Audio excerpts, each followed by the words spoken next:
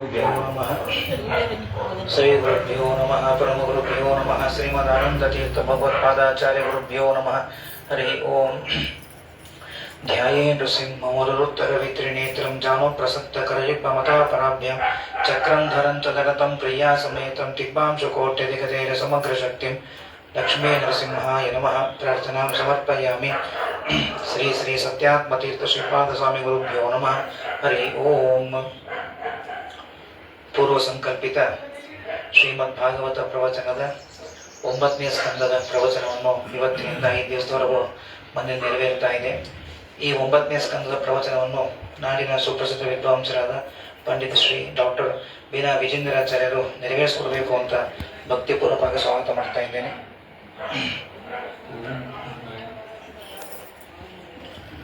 ಆಚಾರ್ಯರ ಸಂಕ್ಷಿಪ್ತ ಪರಿಚಯ. ಪೂಜ್ಯ ಆಚಾರ್ಯರು ಪೂರ್ಣಪ್ರಜ್ಞ ವಿದ್ಯಾಪೀಠದಲ್ಲಿ ಅಧ್ಯಯನ, ನ್ಯಾಯ, ಶಾಸ್ತ್ರ, ವ್ಯಾಕರಣ ಅಧ್ಯಯನ ಮಾಡಿ ಪರಮ ಪೂಜ್ಯ ಶ್ರೀ 1008 ಶ್ರೀ ಪರಮ ಪೂಜ್ಯ ಶ್ರೀ ವಿಶ್ವೇಶತೀರ್ಥ ಬಳಿ 2001 ಇಸ್ವಿಯಲ್ಲಿ ಉಡುಪಿಯ ಶ್ರೀ ಅನೇಕ ಪೀಠಾಧಿಪತಿಗಳ ಮತ್ತು ಬೇಜಾರು ಸ್ವಾಮಿಗಳವರ ಸಮ್ಮುಖದಲ್ಲಿ ನ್ಯಾಯಸುಧಾ ಮಂಗಳ ಮಹೋತ್ಸವ ನೆರವೇರಿಸಿ ವಿದ್ವಾಂಸರಾದರು. ಆಚಾರ್ಯರು ಎಲ್ಲರೂ ಚಿರಪರಿಚಿತರು, ಆದರೂ ನಾನು ಆಚಾರ್ಯರನ್ನು ಪರಿಚಯಿಸಿ ಆಚಾರ್ಯರ ಸಾಧನೆ ಬಹಳ ಇದೆ. ನಮ್ಮ ಸಮಾಜಕ್ಕೆ ಹೇಳಲಾರದಷ್ಟು ಕೊಡುಗೆ ಇದೆ. ಅನೇಕ ಗ್ರಂಥಗಳ ಸಂಶೋಧಕರಾಗಿ ಸೇವೆ ಸಲ್ಲಿಸ್ತಾ ಇದ್ದಾರೆ. ಮಹಾಭಾರತ, ಹರಿವಂಶ, ಹೀಗೆ ಅನೇಕ ಗ್ರಂಥಗಳ ಸಂಶೋಧಕ ಸೇವೆ ಸಲ್ಲಿಸ್ತಾ ಇದ್ದಾರೆ. ನಿತ್ಯಾನುಷ್ಠಾನ ಸಂಗ್ರಹ ಅಂತ ಒಂದು ಪುಸ್ತಕ, ಅದು ಈಗ ಸುಮಾರು ಭಾಗ ಆಗಿ ಅದು ಪ್ರಕಾಶಗೊಂಡಿದೆ. ನಾನು ಆ ಪುಸ್ತಕವನ್ನು ನಿತ್ಯ ಅದನ್ನು ಪಾಲನೆ ಮಾಡ್ತಾ ಇದ್ದೀನಿ. ಪ್ರತಿ ಸೋಮವಾರ ರುದ್ರಾಭಿಷೇಕ ಮಾಡಬೇಕಾದ್ರೆ ಅದನ್ನು ಇಟ್ಕೊಂಡು ನಾನು ಆ ರುದ್ರಾಭಿಷೇಕ ಮಾಡ್ತೇನೆ. ಹೀಗೆ ಸಮಾಜಕ್ಕೆ ಬಹಳ ಉಪಕಾರ ಮಾಡಿದ್ದಾರೆ ಆಚಾರ್ಯರು. ತಮ್ಮ ಮನೆಯಲ್ಲಿ ಅಂಬರಣಿ ಗುರುಕುಲ ಅಂತ ಹೇಳಿ ಒಂದು ಹೆಣ್ಣುಮಕ್ಕಳಿಗೆ ಪಾಠವನ್ನು ಮಾಡ್ತಾ ಮನೆಯಲ್ಲಿ ಇದ್ದುಕೊಂಡು ಆ ಹೆಣ್ಣುಮಕ್ಕಳಿಗೆ ಒಂದು ವಿಶೇಷವನ್ನು ಪಾಠ ಮಾಡ್ತಾ ಇದ್ದಾರೆ. ಆಚಾರ್ಯರು ಹೇಳಲಿಕ್ಕೆ ಇನ್ನೂ ಬಹಳ ಇದೆ, ಆದರೆ ಸಮಯದ ಅಭಾವದಿಂದ ಇಂತಹ ಆಚಾರ್ಯರು ವಿಜೇಂದ್ರಾಚಾರ್ಯರು ಅವರು ಎಷ್ಟು ಅಭಿಮಾನ ಅಂದರೆ ನನ್ನ ಮೇಲೆ ಈ 3 ವರ್ಷದ ಕೆಳಗೆ ಅವರ ತಂದೆಯವರು ಕಾಲವಾದರು. ನನಗೆ ಹೇಳಿದರು, ಒಂದು ಜವಾಬ್ದಾರಿ ಕೊಟ್ಟರು, ನೆರವೇರಿಸ್ಕೊಡ್ಬೇಕು ಅಂತ. ಅಷ್ಟು ನಮ್ಮ ಮೇಲೆ ಒಂದು ಅಭಿಮಾನ ಮಾಡಿದರೆ ನನ್ನ ಭಾಗ್ಯ. ಹೀಗಾಗಿ ಈ ಶ್ರೀಪಾದಂಗಳವರ ಅಧಿಕ ಮಾಸದ ದಿಗ್ವಿಜಯ ಅಂಗವಾಗಿ ಈ ಸಂಪೂರ್ಣ ಶ್ರೀಮದ್ ಭಾಗವತ ಪ್ರವಚನವನ್ನು ಸಂಕಲ್ಪ ಮಾಡಿದ್ದೇವೆ. ಈ ಇಂದಿನಿಂದ 5 ದಿವಸ ಈ 9ನೇ ಸ್ಕಂದದ ಪ್ರವಚನವನ್ನು ಪಂಡಿತ್ ಪೂಜ್ಯ ವಿಜೇಂದ್ರಾಚಾರ್ಯರು ನೆರವೇರಿಸಿಕೊಡ್ಬೇಕು ಅಂತ ತಮ್ಮ ಪರವಾಗಿ ಎಲ್ಲ ಅನೇಕ ಶ್ರೋತೃವೃಂದರ ಪರವಾಗಿ ಮತ್ತು ನಮ್ಮ ಕುಟುಂಬದ ಪರವಾಗಿ ಸ್ವಾಗತ ಮಾಡ್ತಾ ಮತ್ತು ಆಚಾರ್ಯ ಸ್ವಾಗತ ಮಾಡ್ತಾ ಇದ್ದೇನೆ. ಅದೇ ರೀತಿ ಈ ಒಂದು ಎಲ್ಲ ಸ್ಕಂದಗಳಿಗೆ ಸಕ್ರಿಯವಾಗಿ ನಮಗೆ ಮಾರ್ಗದರ್ಶಕರಾಗಿ ಕಟ್ಟಿ ಆಚಾರ್ಯರು ರಂಗನಾಥಾಚಾರ್ಯ ಕಟ್ಟಿಯವರು ಕೂಡ ಬಂದಿದ್ದಾರೆ. ಅವರನ್ನು ಕೂಡ ಸ್ವಾಗತ ಮಾಡ್ತೇನೆ. ಹಾಗೆ ತಮ್ಮೆಲ್ಲರೂ ಕೂಡ ಸ್ವಾಗತ ಮಾಡ್ತಾ ಈ ಒಂದು ಪ್ರವಚನ ಆಚಾರ್ಯ ನೆರವೇರಿಸಿಕೊಡ್ಬೇಕು ಅಂತ ಮತ್ತೊಮ್ಮೆ ಪ್ರಾರ್ಥನೆ ಮಾಡ್ತಾ ಹರಯೇನು ಶ್ರೀ ಗುರುಭ್ಯೋ ನಮಃ. ಅದನ್ನು ಬೇಕಾದ್ರೆ ಹೇಳಿ ಹಾಕೊಳ್ಳಿಕ್ಕೆ ನಿಮಿಷ ಹಂಗೆ ಕೊಡಿ.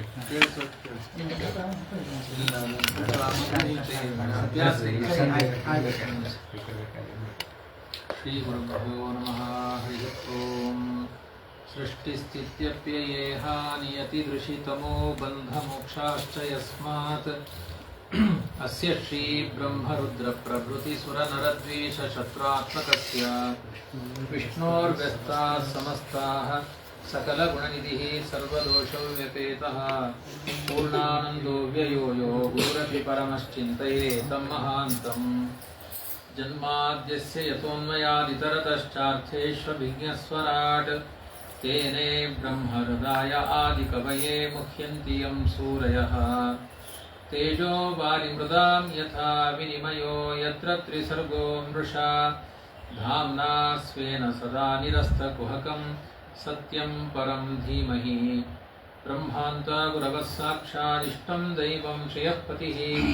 ಆಚಾರ್ಯಾಃ ಶ್ರೀಮದಾಚಾರ್ಯಾಃ ಸಂತು ಮೇ ಜನ್ಮ ಜನ್ಮನಿ. ಚಿತ್ರೈಃ ಪದೈಶ್ಚ ಗಂಭೀರೈರ್ವಾಕ್ಯೈರ್ಮಾನೈರಖಂಡಿತೈಃ ಕುರುಭಾವಂ ವ್ಯಂಜಯಂತಿ ಭಾತಿ ಶ್ರೀ ಜಯತೀರ್ಥವಾಕ್. ಅಂಜನಾಸೂನು ಸಾನ್ನಿಧ್ಯಾತ್ ವಿಜಯೇನ ವಿರಾಜಿತಂ ಅಜಿತಪ್ರೀತಿಜನಕಂ ಭಜೇಹಂ ವಿಜಯಧ್ವಜಂ. ಅರ್ಥಿಕಲ್ಪಿತಕಲ್ಪೋಯಂ ಪ್ರತ್ಯರ್ಥಿಗಜಕೇಸರಿ ವ್ಯಾಸತೀರ್ಥಗುರುರ್ಭೂಯಾತ್ ಅಸ್ಮದಿಷ್ಟಾರ್ಥಸಿದ್ಧಯೇ. ತಪೋ ವಿದ್ಯಾ ವಿರಕ್ತ್ಯಾದಿ ಸದ್ಗುಣೋಘಾಕರಾನಹಂ ವಾದಿರಾಜಗುರೂನ್ ವಂದೇ ಹಯಗ್ರೀವಪದಾಶ್ರಯಾನ್. ಭಕ್ತಾನಾಂ ಮಾನಸಾಂ ಭೋಜ ಭಾನವೇ ಕಾಮಧೇನವೇ ನಮತಾಂ ಕಲ್ಪತರವೇ ಜಯೀಂದ್ರ ಗುರವೇ ನಮಃ ದುರ್ವಾದಿಧ್ವಾಂತರವಯೇ ವೈಷ್ಣವೇಂದೀವರೇಂದವೇ ಶ್ರೀರಾಘವೇಂದ್ರ ಗುರವೇ ನಮೋತ್ಯಂತದಯಾಲವೇ ತಪಸ್ವಾಧ್ಯಾಯ ಶುಶ್ರೂಷಾ ಕೃಷ್ಣಪೂಜಾರತಂ ಮುನಿಂ ವಿಶ್ವೇಶಮಿಷ್ಟದಂ ವಂದೇ ಪರಿವ್ರಾಟ್ ಚಕ್ರವರ್ತಿನಂ ಸ್ವಸ್ತ್ಯಸ್ತು ಸತಾಂ ಅಶೇಷ ಸನ್ಮಂಗಳಾನಿ ಭವಂತು ಸಮ್ಯಕ್ ಶ್ಲೋಕೈಕ ಶ್ರವಣ ಪಠನ ಮಾತ್ರೇಣ ವಕ್ತುಶ್ಚ ಶ್ರೋತॄಣಾಂ ಕಲಿಕೃತ ನಿಖಿಲ ಕಲ್ಮಷಾಪನೋದನ ಪಡುತರೆ ಶ್ರೀಮದ್ಭಾಗವತೆ ಮಹಾಪುರಾಣೇ ಅದ್ಯ ಕಥಾನುವಾದೆ ಕಿಂಚಿತ್ ಪೂರ್ವಕಥಾನುವಾದಃ ಹರಿ ಓಂ ಹರಿ ಓಂ ಹರಿ ಓಂ ಓಂ ನಮೋ ಭಗವತೆ ವಾಸುದೇವಾಯ ಓಂ ಪವಿತ್ರವಾದ ಭಾಗವತದ ಮಹಿಮೆಗಳನ್ನೆಲ್ಲ ನೀವು ಕೇಳಿಕೊಂಡು ಬಂದಿದ್ದೀರಿ. ಅಷ್ಟಮ ಸ್ಕಂದಗಳಲ್ಲಿ ಕೆಲವು ಮನ್ವಂತರಗಳ ಚರಿತ್ರೆಯನ್ನು ಹೇಳಿದ್ದಾರೆ. ವೈವಸ್ವತ ಮನ್ವಂತರದ 6 ಮನ್ವಂತರಗಳು ಚಾಕ್ಷುಷ ಮನ್ವಂತರದ ತನಕ ಚರಿತ್ರೆಗಳನ್ನು ನಿರೂಪಣೆ ಮಾಡಿ 7ನೇ ಮನ್ವಂತರವಾದ ವೈವಸ್ವತ ಮನುವಿನ ಚರಿತ್ರೆಯನ್ನ ನವಮ ಸ್ಕಂದದಲ್ಲಿ ಅಷ್ಟಮ ಸ್ಕಂದದ ಕೊನೆಯ ಭಾಗದಲ್ಲಿಯೂ ನಿರೂಪಣೆಯನ್ನು ಮಾಡಿದ್ದಾರೆ. ಕೃತಮಾಲಾ ನದಿಯಲ್ಲಿ ಸತ್ಯವ್ರತ ಅನ್ನುವ ರಾಜ ತಪಸ್ಸನ್ನು ಮಾಡ್ತಾ ಇದ್ದ, ಅರ್ಘ್ಯ ಪ್ರದಾನ ಮಾಡ್ತಾ ಇದ್ದ ಸಂಧ್ಯಾಕಾಲದಲ್ಲಿ ಕೈಯಲ್ಲಿ ಮತ್ಸ್ಯರೂಪಿಯಾದ ಭಗವಂತನೇ ಅವನು ಮಾಡುವ ಸತ್ಕರ್ಮಕ್ಕೆ ಒಲಿದು ಕೈಗೆ ಬಂದ ದೇವರು. ಆ ರೀತಿಯಾಗಿ ದೇವರು ಕೈಯಲ್ಲಿ ಬಂದಾಗ ಕೆಳಗೆ ಬಿಟ್ಟ, ಮೀನು ಅಂತ ಕೆಳಗೆ ಬಿಟ್ಟ, ಮತ್ತೆ ದೇವರು ಮತ್ಸ್ಯನಾಗಿ ಬಂದ. ಅದಕ್ಕೆ ಎಲ್ಲಾ ಪ್ರಾಣಿಗಳಲ್ಲೂ ದೇವರಿದ್ದಾನೆ, ಯಾರನ್ನೂ ಉಪೇಕ್ಷೆ ಮಾಡಬಾರದು. ಪುನಃ ಪುನಃ ಬಂದಾಗ ಮನುಷ್ಯವಾಣಿಯಿಂದ ದೇವರು ಹೇಳ್ತಾನೆ, ನನ್ನನ್ನು ಉಪೇಕ್ಷೆ ಮಾಡಬೇಡ, ನನಗಿಲ್ಲಿ ಜಾಗ ಸಾಕಾಗಲ್ಲ ಸರೋವರದಲ್ಲಿ ಅಂತ ಕರೆದುಕೊಂಡು ಹೋಗು ಅಂತ ಹೇಳಿದ. ಕೃತಮಾಲಾ ನದಿಯಲ್ಲಿ ಜಾಗ ಸಾಕಾಗಲ್ಲ ಅಂತ. ಆಮೇಲೆ ದೊಡ್ಡ ನದಿಗೆ ಬಿಟ್ಟ, ಅಲ್ಲಿಂದ ಸಮುದ್ರಕ್ಕೆ ಬಿಟ್ಟ. ಭಗವಂತನೇ ಮತ್ಸ್ಯನಾಗಿ ಬಂದು ನಿನಗೆ ಉಪದೇಶವನ್ನು ಮಾಡ್ತೇನೆ, ಮುಂದಿನ ಕಲ್ಪದ ಮನ್ವಂತರ ನಿಯಾಮಕ ನೀನಾಗಿರ್ತಿ ಅಂತ ಶ್ರಾದ್ದ ದೇವನಿಗೆ ಭಗವಂತ ಇವನಿಗೆ ಸತ್ಯವ್ರತ ರಾಜನಿಗೆ ಅನುಗ್ರಹ ಮಾಡಿದ. ಸತ್ಯವ್ರತ ರಾಜನೇ ವೈವಸ್ವತ ಮನ್ವಂತರದಲ್ಲಿ ಶ್ರಾದ್ದ ದೇವ ವೈವಸ್ವತ ಮನು ಅಂತ ಪ್ರಸಿದ್ಧಿಯನ್ನು ಹೊಂದಿದ್ದಾನೆ ಅಂತ ಇದು ಅಷ್ಟಮ ಸ್ಕಂದದಲ್ಲಿ ಬಂದ ಕಥೆ. ಅದನ್ನ ಹೇಳಿರ್ತಾರೆ. ಕೃತಮಾಲಾ ನದಿ ಇದೆ. ಕೃತಮಾಲಾ ನದಿ ಎಲ್ಲಿದೆ ಅಂದ್ರೆ 4 ನದಿಗಳ ಹೆಸರನ್ನು ಹೇಳಿದ್ದಾರೆ ಭಾಗವತದಲ್ಲಿ. ತಾಮ್ರಪರ್ಣಿ, ಕೃತಮಾಲಾ, ಪಯಸ್ವಿನಿ, ಕಾವೇರಿ 4 ಭಕ್ತಿಯನ್ನ ಹುಟ್ಟಿಸುವ ನದಿಗಳು ಅಂತ. ಕೃತಮಾಲಾ ನದಿಯನ್ನ ಈ ಉತ್ತರದ ಕಡೆ ಹೇಳಿದ್ದಾರೆ. ಪಯಸ್ವಿನಿ ನದಿಯನ್ನ ಇಲ್ಲಿ ಹೇಳಿದ್ದಾರೆ, ಇಲ್ಲಿ ಕೇರಳ ಪ್ರದೇಶದಲ್ಲಿ. ಇನ್ನು ನೇತ್ರಾವತಿ ಮತ್ತೆ ಕಾವೇರಿ ನದಿಗಳನ್ನ ತಾಮ್ರಪರ್ಣಿ ನದಿಯನ್ನ ತಮಿಳುನಾಡಲ್ಲಿ ಹೇಳಿದ್ದಾರೆ. ಆಮೇಲೆ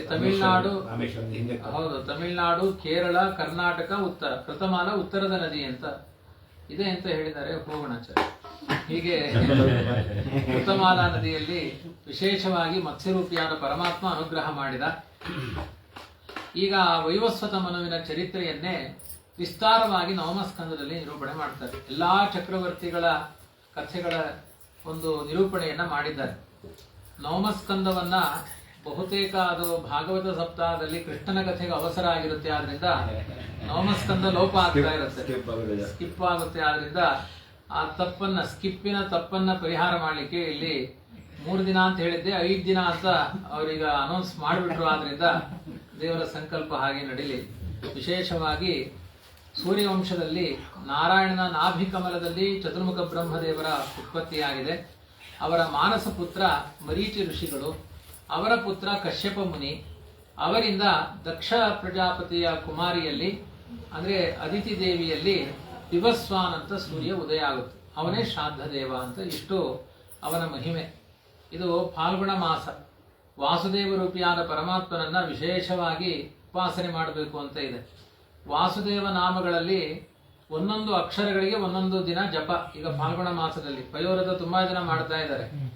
ಅವರು ಪಯೋರಥ ಮಾಡೋರೆಲ್ಲ ವಿಶೇಷವಾಗಿ ಭಾಗವತವನ್ನ ಚಿಂತನೆ ಮಾಡಬೇಕು. ಭಾಗವತಕ್ಕೆ ಅಭಿಮನ್ಯಮಾನವಾದ ರೂಪ ಯಾವುದು ಅಂದ್ರೆ ವಾಸುದೇವ ರೂಪ. ಆದ್ರಿಂದಲೇ ಪರೀಕ್ಷಿತ ರಾಜ ಭಾಗವತ ಕೇಳಿದಾಗ ಮೋಕ್ಷ ಆಯ್ತು. ಯಾಕೆಂದ್ರೆ ಮೋಕ್ಷಪ್ರದೋ ವಾಸುದೇವ.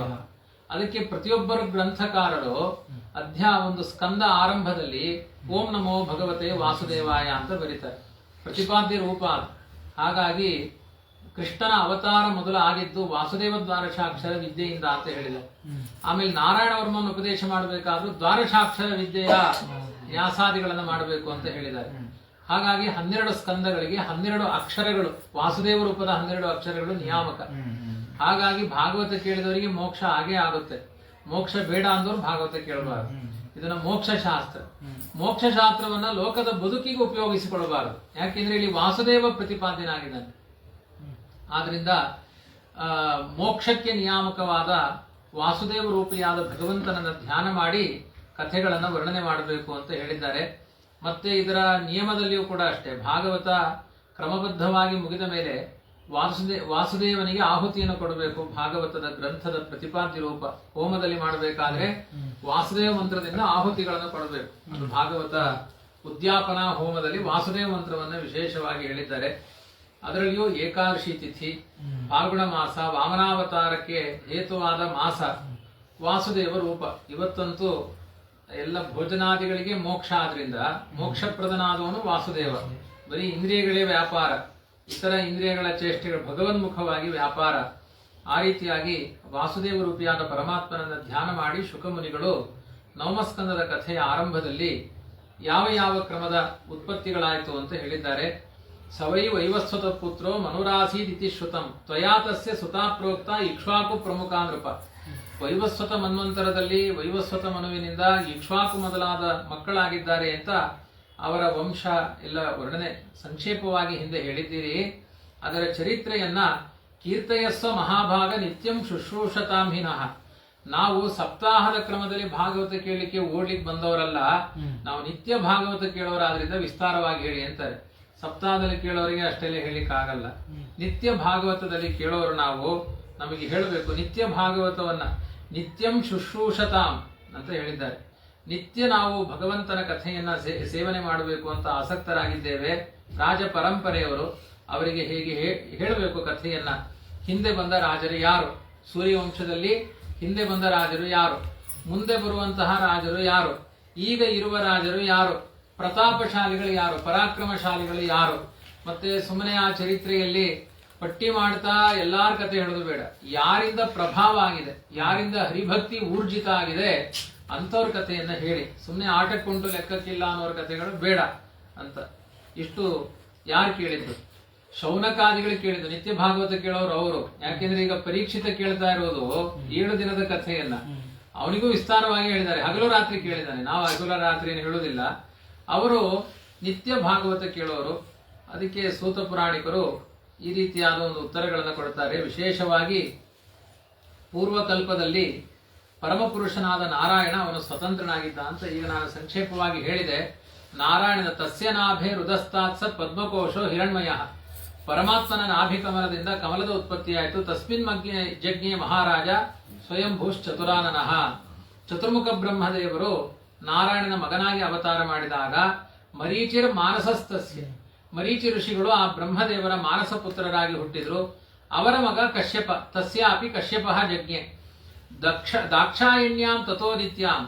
ದಾಕ್ಷಾಯಿಣಿ ಅಂದ್ರೆ ದಕ್ಷ ಕುಮಾರಿಯಾದ ಅದಿತಿ ಅಂತ ಅರ್ಥ. ಇನ್ನು ದಾಕ್ಷಾಯಿಣಿ ಅಂದ ತಕ್ಷಣ ಪರಶಿವನ ಪತ್ನಿ ಪಾರ್ವತಿ ಅಂತ ಅರ್ಥ ಅಲ್ಲ. ದಕ್ಷನ ಮಕ್ಕಳಿಗೆಲ್ಲ ದಾಕ್ಷಾಯಿಣಿ ಅಂತ ಹೆಸರು.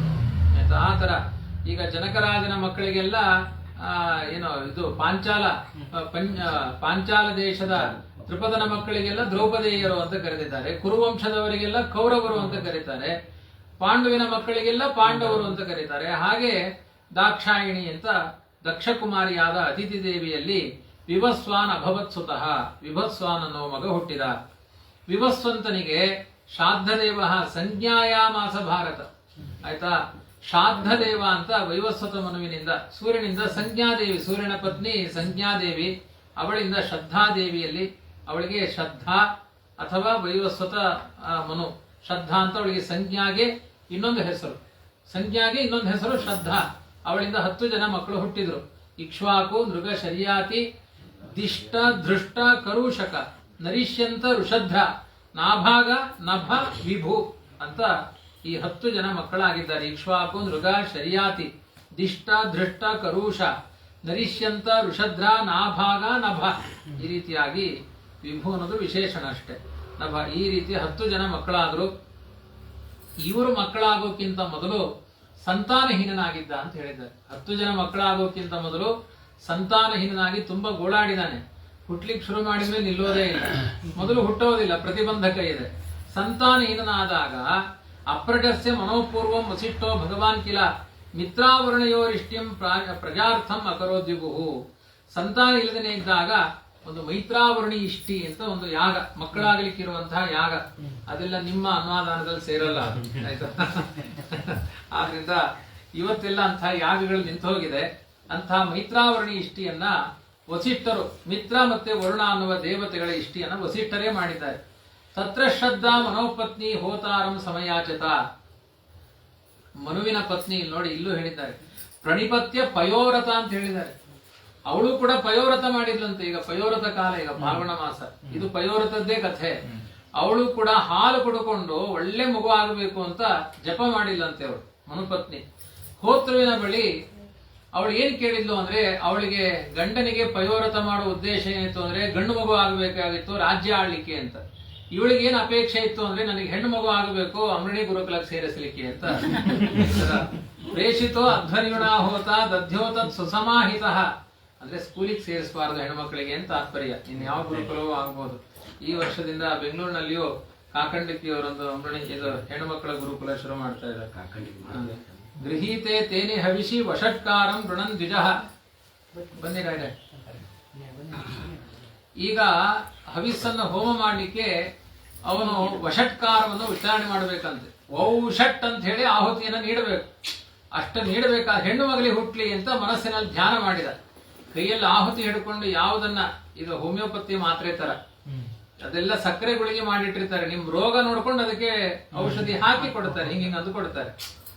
ಸಕ್ಕರೆ ಗುಳಿಗೆ ಕಾಮನ್, ಅದರಲ್ಲಿ ಆ ಔಷಧದ ಧ್ಯಾನ ಏನಿದೆ ಅದು ಚಿಕಿತ್ಸೆ. ಹಾಗೆ ಆಹುತಿ ಕಾಮನ್, ಅಲ್ಲಿರುವ ಭಾವನೆ ಏನಿದೆ ಅದರಿಂದ ಫಲ ಆಗುತ್ತೆ. ಹಾಗಾಗಿ ಹವಿಷ್ಯಾನ್ನವನ್ನ ತೆಗೆದುಕೊಂಡಿದ್ರು. ಅವಳ ಯಜ್ಞ ಪತ್ನಿ ಹೇಳಿದ್ಲು, ಅವಳು ಹೆಣ್ಣು ಮಗು ಆಗಬೇಕು ಅಂದು, ಅದರಲ್ಲಿ ಹೆಣ್ಣಿನ ಮಂತ್ರವನ್ನು ಸೇರಿಸಿದ್ರು. ಅವ್ರು ಗಂಡು ಕೇಳಿದ್ರೆ ಗಂಡಿನ ಮಂತ್ರ, ಅದಕ್ಕೆ ಹೋಮಿಯೋಪತಿ ಗುಳಿಗೆ ದೃಷ್ಟ ಅಂತ ಬೇಕಾದನ್ನ ಹಾಕಿ ಅದು ಕೊಡ್ತಾರೆ ಔಷಧಿಯನ್ನ. ಹೋತುಸ್ತದ್ ವ್ಯಭಿಚಾರೇಣ ಕನ್ಯೇಲಾ ನಾಮ ಸಾಭವತ್.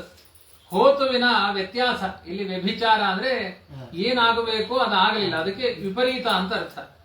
ಇಲಾ ಅನ್ನುವ ಕನ್ಯೆ ಹುಟ್ಟಿದ್ಲು. ತಾಂ ವಿಲೋಕ್ಯ ಮನುಪ್ರಾಹ ನಾತಿರಷ್ಟ ಮನಾಗುರುಂ. ಅವರು ವಸಿಷ್ಠರನ್ನು ಕುರಿತು ಮನು ಹೇಳಿದ, ನನ್ನ ಮನಸ್ಸಿನ ಅಭಿಪ್ರಾಯ ನೀವು ಅರ್ಥ ಮಾಡ್ಕೊಳ್ಳಿಲ್ಲ. ರಾಜನಾಗಿ ಸಂತಾನ ಆಗಬೇಕು ಅಂದ್ರೆ ಗಂಡು ಕೇಳ್ತಾರ ಹೆಣ್ಣು ಕೇಳ್ತಾರ, ಆಯ್ತಾ? ಆದ್ರಿಂದ ಗಂಡು ಬೇಕು ಅಂತಾನೆ ಕೇಳ್ತಾರೆ. ನೀನು ಅರ್ಥ ಮಾಡಿಕೊಳ್ಳದೇನೆ ಫಲ ವ್ಯತ್ಯಾಸ ಯಾಕೆ ಹೀಗಾಯ್ತು? ವಿಪರೀತಂ ಅಹೋ ಕಷ್ಟಂ ಮೈವಂ ಸ್ಯಾತ್ ಬ್ರಹ್ಮ ವಿಕ್ರಿಯಾ. ವೇದ ಮಂತ್ರಜ್ಞರಾದ ನೀವು ಫಲ ವ್ಯತ್ಯಾಸ ಮಾಡಿದ್ದು ಒಂದು ರೀತಿ ಬ್ರಹ್ಮ ವಿಕ್ರಿಯಾ ಅಂದ್ರೆ ಏನು? ಬ್ರಹ್ಮ ಅಂದ್ರೆ ವೇದ ಮಂತ್ರದ, ವಿಕ್ರಿಯಾ ಅಂದ್ರೆ ವಿಕಾರ, ವ್ಯತ್ಯಾಸ ಅಂತ ಅರ್ಥ. ಇನ್ನೊಂದು ನಿಂದನೆ, ಬ್ರಹ್ಮ ವಿಕ್ರಿಯಾ ಅಂದ್ರೆ ವೇದ ಮಂತ್ರದ ಮಾರಾಟ ಅಂತ ಅರ್ಥ.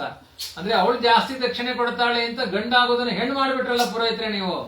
ದಕ್ಷಿಣೆ ಕೊಡೋರ ಕಡೆ ವಾಲ್ ಬಿಡ್ತಿರಲ್ಲ, ಏನ್ ಅನ್ಯಾಯ? ಅಲ್ಲಿಂದಲೇ ಇತ್ತು ನಿಂದನೆ ಅಂತ ಅರ್ಥ, ಆಯ್ತಾ? ಇದೇನ್ ಅನ್ಯಾಯ? ಭಗವನ್ ಕಿಮಿದಂ ಜಾತಂ ಕರ್ಮವೋ ಬ್ರಹ್ಮವಾದಿನ. ಈ ರೀತಿಯಾಗಿ ಫಲ ವ್ಯತ್ಯಾಸ ಹೀಗೆ ಕಾಯ್ತು. ನೀವು ಮಾಡಿದ ಫಲ ವ್ಯತ್ಯಾಸ ತುಂಬಾ ನನಗೆ ಆಶ್ಚರ್ಯ ಆಗ್ತಾ ಇದೆ. ಯೂಯಂ ಮಂತ್ರವಿದೋ ಯುಕ್ತ ತಪಸಾ ದಗ್ಧ ಕಿಲ್ಬಿಷಾಹ. ನೀವು ಎಷ್ಟು ದೊಡ್ಡ ಮಂತ್ರಜ್ಞರು, ತಪಸ್ಸಿನಿಂದ ಪಾಪ ಎಲ್ಲ ಪರಿಹಾರ ಮಾಡ್ಕೊಂಡ್ರು. ಅಂದ್ರೆ ಅವನು ಏನ್ ತಿಳ್ಕೊಂಡ, ನೀವು ಗಂಡಾಗಬೇಕು ಅಂತ ಆಹುತಿ ಕೊಟ್ರಿ, ಹೆಣ್ಣಾಯ್ತು, ಏನೋ ಮಂತ್ರದ ಎಡವಟ್ಟಾಯ್ತು ನಿಮ್ಮಿಂದಲೇ ಅಂತ ಅವ್ರ ಮಿಸ್ಟಿಕ್ ಅಂತ ತಿಳ್ಕೊಂಡು ಹೇಳ್ತಾ ಇದ್ದಾನೆ. ಕುತಃ ಸಂಕಲ್ಪ ವೈಷಮ್ಯಂ ಅಮೃತಂ ವಿಭುಧೇಶ್ವಿವ. ಯಾಕೆ ವ್ಯತ್ಯಾಸ ಆಯ್ತು? ಸಂಕಲ್ಪ ವ್ಯತ್ಯಾಸ ಹಾಕಾಯ್ತು ಅಂದ್ರೆ ನೀವ್ ಯಾಕೆ ಸುಳ್ಳು ಹೇಳುವಂಗಾಯ್ತು? ದೇವತೆಗಳು ಯಾವತ್ತೂ ಸುಳ್ಳು ಹೇಳಲ್ಲ, ಮಂತ್ರಗಳು ಯಾವತ್ತೂ ಸುಳ್ಳು ಹೇಳಲ್ಲ. ನೀವು ಹೇಳಿದ ಮಂತ್ರ ಗಂಡು ಹುಟ್ಲಿ ಅಂತ, ಕೊಟ್ಟ ಆಹುತಿಯೂ ಹಾಗೆ ಇತ್ತು, ಹೆಣ್ಣು ಹುಟ್ಟಿತು. ಅಂದ್ರೆ ದೇವತೆಗಳು ಯಾಕೆ ಈ ತರ ವ್ಯತ್ಯಾಸ ಮಾಡ್ತಾರೆ? ನೀವ್ ಯಾಕೆ ವ್ಯತ್ಯಾಸ ಮಾಡ್ತೀರಿ? ಸುಳ್ಳು ಯಾಕೆ ಆಗುತ್ತೆ? ನಾವು ಅನ್ಕೊಳ್ಳೋದೊಂದು ಆಗೋದೊಂದು ಯಾಕೆ ಆಗುತ್ತೆ? ತನ್ನಿಶಮ್ಯ ವಚಸ್ತಸ್ಯ ಭಗವಾನ್ ಪ್ರಪಿತಾಮಹ ಹೋತರು ವ್ಯತಿಕ್ರಮಂ ಜ್ಞಾತ್ವ ಬಭಾಷೆ ರವಿನಂದನ. ಇಲ್ಲಿ ನೋಡಿ, ಮುತ್ತಾತ ಚತುರ್ಮುಖ ಬ್ರಹ್ಮದೇವರು ಬಂದು ಮಾತನಾಡಿದಾರಂತೆ. ವೈವಸ್ವತ ಮನುವಿನ ಮಾತನ್ನ ಕೇಳಿ ಅವನ ಮುತ್ತಾತ ಅವನು ಹೇಳಿದ, ಮುತ್ತಾತನಾಗಿರುವಂತವನು ಇವನು ವಸಿಷ್ಠನೇ ಆಗಬೇಕು. ವಸಿಷ್ಠ ಹೇಗಾಗ್ತಾನೆ ಅಂದ್ರೆ ವೈವಸ್ವತ ಮನುವಿನ ತಂದೆ ಸೂರ್ಯ ಆಗಬೇಕು. ಸೂರ್ಯನ ಅಪ್ಪ ಕಶ್ಯಪ ಆಗಬೇಕು, ಕಶ್ಯಪನ ಅಪ್ಪ ಮರೀಚಿ ಆಗ್ತಾನೆ, ಅವನ ಸೋದರ ವಸಿಷ್ಠ, ಆ ಮರೀಚಿಗಳ ಸಹೋದರ ಆದ್ರಿಂದ ಮುತ್ತಾತ ಆಗಬೇಕು. ಹಾಗಾಗಿ ಸಾಮಾನ್ಯ ಚತುರ್ಮುಖ ಬ್ರಹ್ಮದೇವರು ಬಂದು ಹೇಳಿದ್ರು ಅನ್ನುವ ಭ್ರಮೆ ಬರುತ್ತೆ.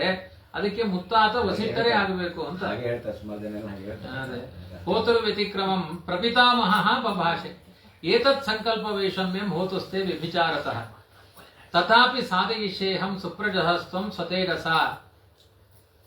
ಹೋತೃವಿನ ವ್ಯತ್ಯಾಸದಿಂದ ಹೀಗಾಗಿದೆ, ಆದ್ರೂ ನನ್ನ ಸಾಮರ್ಥ್ಯದಿಂದ ಹೀಗೆ ಮಾಡ್ತೀನಿ ಅಂತ ವಸಿಷ್ಠರು ಹೇಳ್ತಾರೆ. ಅಂದ್ರೆ ವಸಿಷ್ಠರೇ ಹೋತೃ, ಅವ್ರು ಯಾಕೆ ಹಾಗೆ ಹೇಳ್ತಾರೆ ಅಂತ ಪ್ರಶ್ನೆ ಬರುತ್ತೆ. ಹೋಮಕ್ಕೆ ಅಸಿಸ್ಟೆಂಟ್ ಅನ್ನು ಕಳಿಸಿದ್ರು ಅಂತ ಅರ್ಥ. ದುಡ್ಡು ಕೊಟ್ಟಿದ್ದೆಲ್ಲ ಯಜಮಾನನ ಹತ್ರ. ಈಗ ಅಡಿಗೆ ಕಾಂಟ್ರಾಕ್ಟ್ ಯಾರೋ ಇರ್ತಾನೆ, ನಮ್ಮನೆ ಕಳ್ಸಿರ್ತಾನೆ, ಏನ್ ವ್ಯತ್ಯಾಸ, ಏನ್ ಫೋನ್ ಪೇ ಆದ್ರೂ ಅವನಿಗೆ ಮಾಡ್ಬೇಕು, ಬಂದವ್ರಿಗೆ ನೀವು 100 ರೂಪಾಯಿ ಕೊಟ್ಟು ಕಳಿಸಿ ಅಷ್ಟೇ. ಆ ತರ ಇಲ್ಲಿ ವಸಿಷ್ಠರದ್ದು ಜವಾಬ್ದಾರಿ. ಬಂದು ಮಾಡ್ತಾ ಇರೋರು ಋತ್ವಿಜರು ಮಿತ್ರಾವರ್ಣರೇ, ಅವರು ವ್ಯತಿಕ್ರಮವನ್ನು ಕಂಡು ಇಲ್ಲಿ ಕಂಪ್ಲೇಂಟ್ ಮಾಡೋ ಹಾಗಿಲ್ಲ, ಯಜಮಾನನ ಹತ್ರ ಕಂಪ್ಲೇಂಟ್ ಮಾಡ್ಬೇಕು.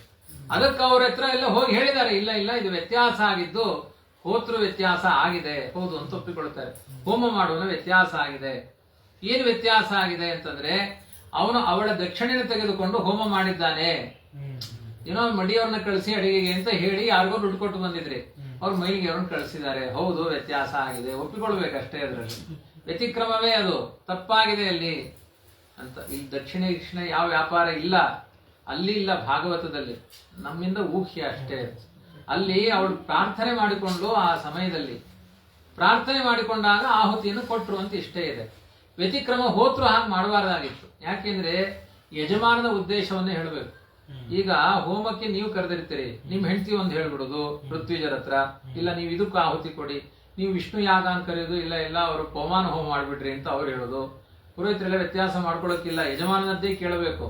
ತಪ್ಪು ಮಾಡಿದ್ರೆ ಅದು ಪುರೋಹಿತರ ತಪ್ಪು ಅಂತ ವಸಿಷ್ಠರು ಒಪ್ಪಿಕೊಂಡು, ತಪ್ಪು ಇರ್ಲಿಲ್ಲ ಅಂತ ಆದ್ರೆ ನಿನ್ ಹೆಂಡತಿ ಮಾಡಿದ ತಪ್ಪು ಅಂತ ಹೇಳ್ಬೋದಾಗಿತ್ತು.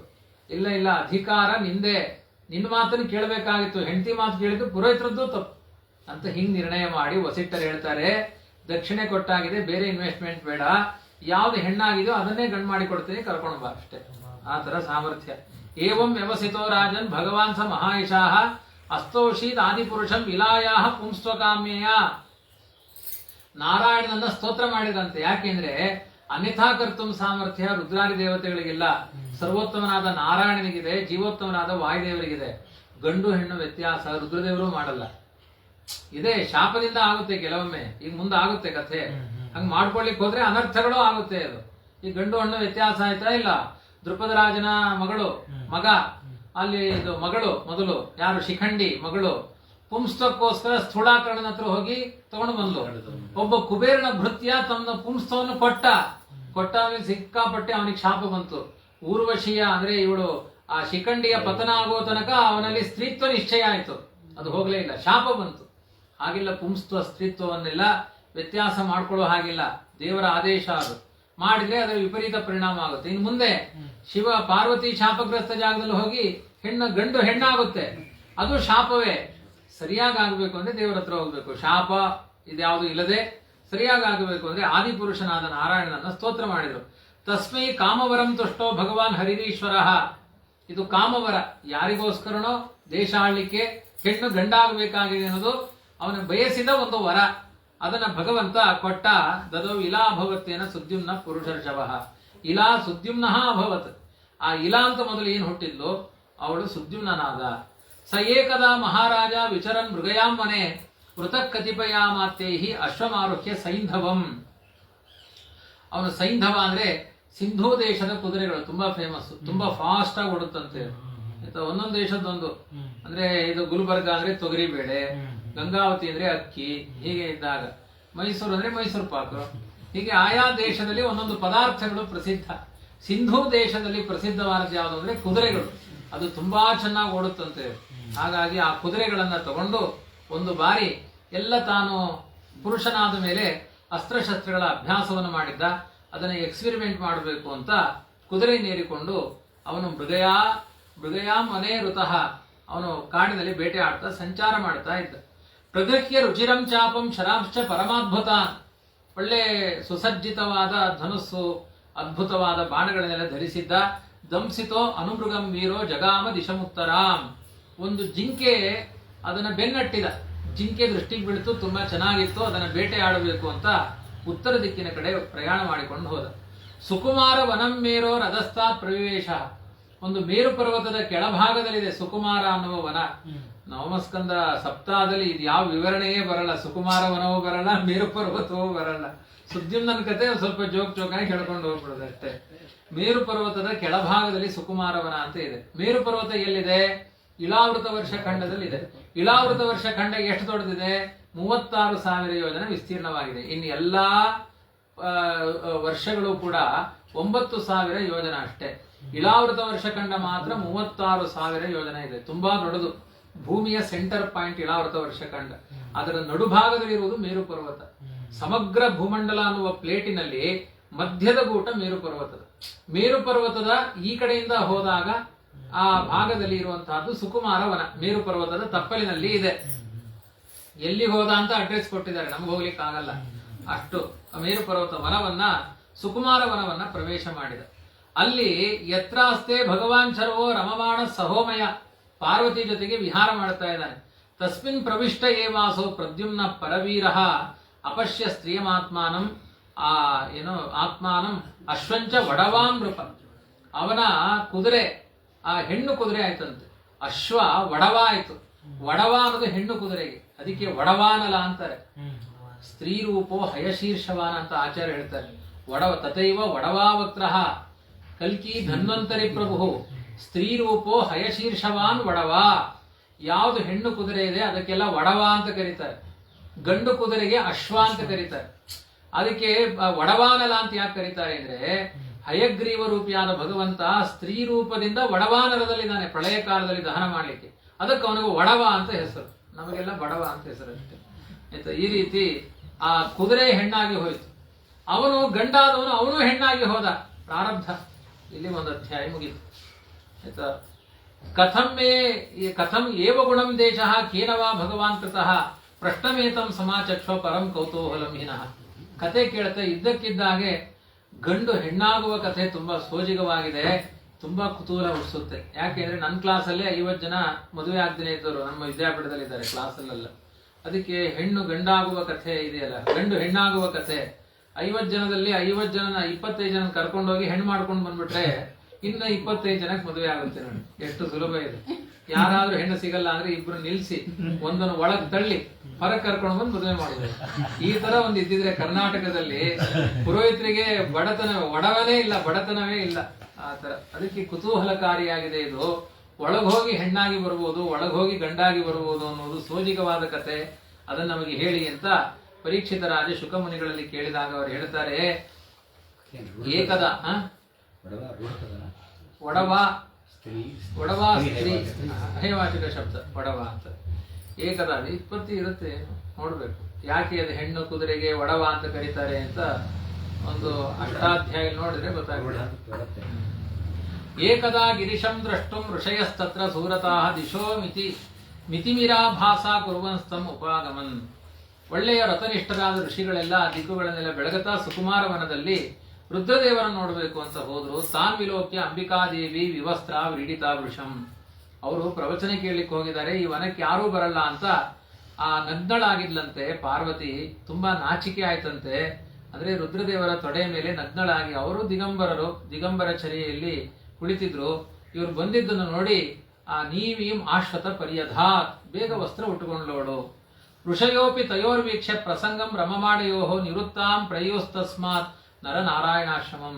ನಾವೇನೋ ಪ್ರವಚನ ಕೇಳಬೇಕು ಅಂತ ಬಂದಿದ್ದೆವು, ಶಿವಪಾರ್ವತಿಯರ ಏಕಾಂತದ ಆ ಮಿಲನದ ಪ್ರಸಂಗವನ್ನ ನೋಡಬಾರದು, ಇದು ಪಾಪಚರ್ಯ ಆಗೋಯ್ತು ನಮ್ಮಿಂದ, ಛೇ ಅಂತ ತಪ್ಪು ಮಾಡಿದ್ದೇವೆ ನಾವು, ಇಂಥ ಕೆಲಸ ಮಾಡಿದ್ದೇವಲ್ಲ ಅಂತ ಆ ಪಾಪ ಪರಿಹಾರಕ್ಕೆ ನಾವು ಅವರ ರತಿಗೆ ವಿಗ್ರಹ ಮಾಡಿದ್ದೇವೆ ಅಂತ ದುಃಖದಿಂದ ನರನಾರಾಯಣಾಶ್ರಮಕ್ಕೆ ಪಾಠ ಪ್ರವಚನಕ್ಕೆ ಅಂತ ಕೇಳಬೇಕು ಅಂತ ಹೊರಟು ಹೋದ್ರು ಅವರು. ಇವಳಿಗೆ ಲಜ್ಜೆ ಆಯ್ತು, ಆ ಕಡೆ ಅವರಿಗೂ ನಾಚಿಕೆ ಆಯ್ತು. ಇಂಥ ದೃಶ್ಯದ ನಡುವೆ ನಾವು ಬಂದುಬಿಟ್ಟೇವಲ್ಲ ಅಂತ ಅವರು ನರನಾರಾಯಣ ಕ್ಷೇತ್ರದ ಕಡೆ ಹೊರಟರು. ತದೈವಂ ಭಗವಾನಾಹ ಪ್ರಿಯಾಯಾಹ ಪ್ರಿಯಕಾಮ್ಯಯ ಸ್ಥಾನಮ್ಯ ಪ್ರವಿಷೇದೇತತ ಸವೈ ಯೋಷಿತ್ ಭವೇದಿತಿ. ಪಾರ್ವತಿ ಲಾಚಿಕೆಯಿಂದ, ಅಯ್ಯೋ ನಿಮ್ಮ ಮನೆಗೆ ತುಂಬಾ ಜನ ಬರ್ತಾರೆ ಅಂತ ಅವಳಿಗೆ ಲಜ್ಜೆ, ಏನೋ ಇದ್ದಕ್ಕಿದ್ದಂಗೆ ಬಂದ್ಬಿಡ್ತಾರೆ. ಆಚಾರ ಮನೆಗೆ ಯಾರು ಹೇಳೋರು ಕೇಳೋರು ಅಂತ ಟಕ್ಕಂತ ಹೋಗ್ಬಿಟ್ರೆ, ಯಾರ ಮನೆಗಾದ್ರೂ ಗೃಹಸ್ಥರ ಮನೆಗೆ ಹೋಗ್ಬೇಕಾದ್ರೆ ಹೇಳಿ ಹೋಗ್ಬೇಕು, ಮಠಕ್ಕೆ ಹೋಗ್ಬೇಕಾದ್ರೆ ಹೇಳದೆ ನುಗ್ಗಬೇಕು.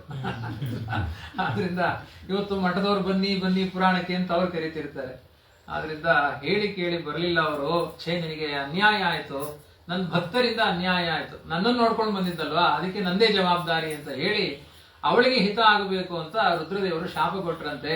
ಇನ್ಮೇಲೆ ಯಾರಾದ್ರೂ ಹೇಳದೆ ಕೇಳದೆ ಹೇಳಿ ಬಂದ್ರೆ ಮತ್ತೇನಾಗಲ್ಲ, ಅದೇ ಹೇಗಿದೆ ನೋಡಿ ರಿಮೋಟ್ ವ್ಯವಸ್ಥೆ, ಇನ್ ಯಾರು ಬರೋ ಹಾಗಿಲ್ಲ ಅಲ್ಲ, ಹೇಳಿ ಬಂದ್ರೆ ಅವ್ರ ಗಂಡಾಗಿ ಉಳಿತಾರೆ. ನಮಗೆ ಹೇಳದೆ ಏನಾದ್ರೂ ನಮ್ಮ ಮನೆ ಒಳಗಡೆ ಬಂದ್ರೆ ಅವ್ರು ಹೆಣ್ಣಾಗ್ತಾರೆ. ಹೆಣ್ಣಾದ್ರೆ ಅವಾಗ ನಿನಗೆ ಲಜ್ಜೆ ಇಲ್ಲ, ಹೆಣ್ಣಿನ ಜೊತೆಗೆ ಹೆಣ್ಣಿಗೆ ಲಜ್ಜೆ ಇಲ್ಲ. ಹಾಗಾಗಿ ಅಂತ ಅವಳಿಗೆ ಒಂದು ಸಮಾಧಾನ ಮಾಡ್ಬೇಕು. ಹೆಣ್ಮಕ್ಳನ್ನ ಹೆಂಗ್ ನೋಡ್ಕೊಳ್ಬೇಕು ಅಂತೆಲ್ಲ ಪಾಠ ಇದೆ ನೋಡಿ. ಅವಳಿಗೆ ಸಮಾಧಾನ ಆಗಬೇಕು ಅಂತ ಇನ್ ಕಾಲಿಟ್ಟವರೆಲ್ಲ ಹೆಣ್ಣಾಗಿ ಹೋಗ್ಲಿ ಇನ್ ಶಾಪ ಕೊಟ್ಟು. ಹೆಂಡತಿನ ಅಷ್ಟು ಚೆನ್ನಾಗಿ ರುದ್ರದೇವ್ರು ನೋಡ್ಕೊಂಡಿದ್ರು. ಅದಕ್ಕೋಸ್ಕರ ಶಿವಪಾರ್ವತಿ ಜಪ ಎಲ್ಲ ನೀವು ಹೇಳ್ತಿರಲ್ಲ ಪ್ರಾಯಶ್ಚಿತ್ತವಾಗಿ, ಯಾಕೆಂದ್ರೆ ಅಷ್ಟು ಚೆನ್ನಾಗಿ ಹೆಂಡತಿ ನೋಡ್ಕೊಳ್ಳೋ ಗಂಡ ಸಿಗ್ತಾನೆ ಅಂತ ಅರ್ಥ. ತತ ಊರ್ಧ್ವಂ ವನಂ ತದ್ವೈ ಪುರುಷ, ನೀವೆಲ್ಲ ಜಪ ಮಾಡಿ ಮದುವೆ ಆಗಿದ್ದೀರಿ ಕಾಣುತ್ತೆ ಆಯ್ತಾ. ತತ ಊರ್ಧ್ವಂ ವನಂ ತದ್ವೈ ಪುರುಷ ವರ್ಜಯಂತಿ ಸಾ ಚಾನುಚರಂ ಸಂಯುಕ್ತ ವಿಜಚಾರ ವನಾದ್ವನಂ. ಅದಾದ್ಮೇಲೆ ಇದನ್ನು ಕಂಡು ಯಾರು ಕೂಡ ಪ್ರವೇಶ ಮಾಡ್ತಾ ಇರ್ಲಿಲ್ಲ. ಇವನು ಹೆಣ್ಣಾಗ್ಬಿಟ್ಟಿದ್ದಾನೆ, ಕಾಡಿನಿಂದ ಕಾಡಿಗೆ ಅಲ್ಲೇ ಸುತ್ತಾಡ್ಕೊಂಡಿದ್ದ. ಬರ್ಲಿಕ್ಕೆ ಭಯ, ಯಾಕೆ ನಾಚಿಕೆ, ಯಾಕೆ ಅಂದ್ರೆ ಗಂಡಾಗಿ ಹೋಗಿದ್ದಾನೆ. ಮೃಗಬೇಟೆಗೆ ಹೋಗುದು ಪೌರುಷದ ಲಕ್ಷಣ, ಇದು ಹೆಣ್ಣಾಗಿ ಬಂದ್ರೆ ಎಲ್ಲ ಅವಮಾನ ಆಗುತ್ತೆ ಅಂತ ಅಲ್ಲೇ ಊರಿಗೆ ಅಲ್ಲಿ ನೋಡಿದ್ದಾರೆ. ಏನೋ ಅವನಿಗೆ ನಾಚಿಕೆಯಾಗಿ ವನಾದ್ವನಂ ವಿಚಚಾರ, ಅವನು ನಾಚಿಕೆ ಆಯ್ತಂತೆ, ಅಲ್ಲಿಂದ ಅಲ್ಲಿಗೆ ಸಂಚಾರ ಮಾಡಿಕೊಂಡಿದ್ದ. ಅಥತಾಂ ಆಶ್ರಮಾಭ್ಯಾಸೆ ಚರಂತೀಂ ಪ್ರಮದೋತ್ತಮಾಂ ಸ್ತ್ರೀಭಿ ಪರಿವೃತಾಂ ವೀಕ್ಷ ಚಕಮೇ ಭಗವಾನ್ ಬುಧ. ಅನೇಕ ಹೆಣ್ಮಕ್ಳ ಜೊತೆಗೆ ಸಂಚಾರ ಮಾಡ್ತಿದ್ದ. ಅವನ ಜೊತೆಗೆ ಬಂದ ಸೈನಿಕರೇ ಅವರೆಲ್ಲ ಸಖಿಯರಾಗಿ ಹೋಗಿದ್ರು. ಅವರೆಲ್ಲ ಅವ್ರ ಜೊತೆಗೆ ಅವನು ಸಂಚಾರ ಮಾಡ್ತಾ ಇದ್ದ. ಅವನು ಆಶ್ರಮದಿಂದ ಆಶ್ರಮಕ್ಕೆ ಸಂಚಾರ ಮಾಡ್ತಾ ಇದ್ದ. 16-18 ವರ್ಷಕ್ಕೆ ಬಂದಿದ್ದ. ಕಡು ಚಲುವೆಯಾದ ಸ್ತ್ರೀ ರೂಪ, ಸ್ತ್ರೀ ಪರಿವಾರವನ್ನು ಕಂಡು ಆ ಚಂದ್ರನ ಮಗನಾದ ಬುಧ ಚಕಮೆ ಅವನನ್ನ ಮೋಹಿಸಿದ. ಸಾಪಿತಂ ಚಕಮೇ ಸುಭ್ರೂಹು ಸೋಮರಾಜ ಸುತಂಪತಿ. ಮತ್ತೆ ಬುಧನು ನೋಡ್ಲಿಕ್ಕೆ ಚೆನ್ನಾಗಿದ್ದ, ಚಂದ್ರನ ಮಗ ಅವನು ಕೇಳಬೇಕಾ, ನೋಡ್ಲಿಕ್ಕೆ ಸಾಕ್ಷಾತ್ ಮನ್ಮಥ ಅವನು ನೋಡಿ ಇವಳಿಗೂ ಹೆಣ್ಣಿನ ಭಾವವೇ ಹುಟ್ಟಿತು. ದೇಹ ಮಾತ್ರ ಹೆಣ್ಣಾಗಿದ್ದಲ್ಲ, ಮನಸ್ಸು ಹೆಣ್ಣಿನ ಭಾವನೆಯಿಂದಲೇ ಕೂಡಿತ್ತು. ಸತಸ್ಯಾಂ ಜನಯಾಮಾಸ ಪುರೂರವಸಂ ಆತ್ಮಜಂ. ಅವಳಿಬ್ಬರ ಗಾಂಧರ್ವ ವಿಧಿಯಿಂದ ಗರ್ಭಾಧಾನ ಸಂಸ್ಕಾರ ಆಗೋಯ್ತು. ನಾಮಕರಣವನ್ನು ಮಾಡಿಬಿಟ್ಟಿದ್ದಾರೆ. ಪುರೂರವಸ್ ಅಂತ ಅವನ ಹೆಸರು. ಪುರೂರವಾ ಪುರೂರವಸೋ ಪುರೂರವಸ, ಪುರೂರವಸ್ ಶಬ್ದ. ಪುರೂರವ ಅನ್ನುವ ಮಗ ಹುಟ್ಟಿದ. ಏವಂ ಸ್ತ್ರೀತ್ವ ಮನುಪ್ರಾಪ್ತ ಸುದ್ಯುಮ್ನೋ ಮಾನವೋ ನೃಪಃ ಸಸ್ಮಾರ ಸ್ವಕುಲಾಚಾರ್ಯಂ ವಸಿಷ್ಠಮಿತಿ ಶುಶ್ರುಮ. ಮನುಪುತ್ರನಾದ ರಾಜ ಸುದ್ಯುಮ್ನ ಸ್ತ್ರೀಯಾಗಿದ್ದನ್ನ ಕಂಡು ಕುಲಪುರೋಹಿತರಾಗಬೇಕು ವಿವಸ್ವತಮನು ಶ್ರಾದ್ದದೇವ ಮತ್ತೆ ವಸಿಷ್ಠರನ್ನ ಸ್ಮರಣೆ ಮಾಡಿಕೊಂಡ. ಸತಸ್ಯತಾಂ ದಶಾಂ ದೃಷ್ಟ ಕೃಪಯಾ ವೃಷಪೀಡಿತಃ ಸುದ್ಯುಮ್ನಸ್ಯ ಆಶಯನ್ ಪುಂಸ್ತ್ವಂ ಉಪಾಧಾವತ ಶಂಕರಂ. ವಸಿಷ್ಠ ಮುನಿ ಸುದ್ಯುಮ್ನ ಈ ಅವಸ್ಥೆಯನ್ನು ಕಂಡು ಅವ್ರೇನ್ ಮಾಡಿದ್ರು ಅಂದ್ರೆ, ದುಃಖ ಆಗಿದೆ, ರಾಜನ ಪರವಾಗಿ ರುದ್ರದೇವರನ್ನ ಕುರಿತು ತಪಸ್ಸು ಮಾಡ್ಲಿಕ್ಕೆ ಹೋದ್ರಂತೆ. ರುದ್ರದೇವರಿಗೆ ಸಮಾಧಾನ ಆಗಬೇಕು. ತುಷ್ಟಸ್ಸ ತಸ್ಮೈ ಭಗವಾನ್ ಋಷಯೇ ಪ್ರೀತಿಮಾವಹನ್ ಸ್ವಾಂಚ ವಾಚಂ ವೃತಾಕುರುವನ್ ಇದಮಾಹ ವಿಷಾಂಪತೆ. ಅವನ ಮಾತು ಸತ್ಯ ಆಗ್ಬೇಕು. ರುದ್ರದೇವರು ಹೇಳುವ ಮಾತು, ಕೆಲವರೆಲ್ಲ ವಸಿಷ್ಠರು ಹೇಳುವ ಮಾತು ಅಂತ ಹೇಳ್ತಾರೆ, ರುದ್ರದೇವರು ಹೇಳುವ ಮಾತು. ಇವರು ರುದ್ರದೇವರ ಹತ್ರ ಹೋಗಿ ಕೇಳ್ಕೊಂಡ್ರು, ಹೀಗೆ ನನಗೆ ನಮ್ ಶಿಷ್ಯ ಆಗ್ಬೇಕು, ತಪ್ಪು ಮಾಡ್ಬಿಟ್ಟಿದ್ದಾನೆ ಅವನ ಮಗ. ಅಂದ್ರೆ ಯಾವಾಗ್ಲೂ ಆದ ಪ್ರಸಂಗ. ಇವನ್ ಬಂದಾಗ ಏನ್ ಪಾರ್ವತಿ ಸರಿಯಾಗಿ ಡ್ರೆಸ್ ಮಾಡ್ಕೊಂಡೇ ಇದ್ಲು, ಯಾರೋ ಬಂದಾಗ ಆದ ಪ್ರಸಂಗಕ್ಕೆ ಶಾಪ ಕೊಟ್ಟ ಜಾಗಕ್ಕೆ ಹೋಗಿ ಹೆಣ್ಣಾಗ್ಬಿಟ್ಟಿದ್ದಾನೆ. ರುದ್ರದೇವರೇ, ನೀವೇ ಶಾಪ ಕೊಟ್ಟಿದ್ದು, ಅದಕ್ಕೆ ವಿರುದ್ಧವಾಗಿ ನಾವು ನಡಿಲಿಕ್ಕೆ ಆಗಲ್ಲ. ರುದ್ರದೇವರ ವರವನ್ನ ವಸಿಷ್ಠರಿಗೂ ಉಲ್ಲಂಘನೆ ಮಾಡ್ಲಿಕ್ಕೆ ಆಗಲ್ಲ.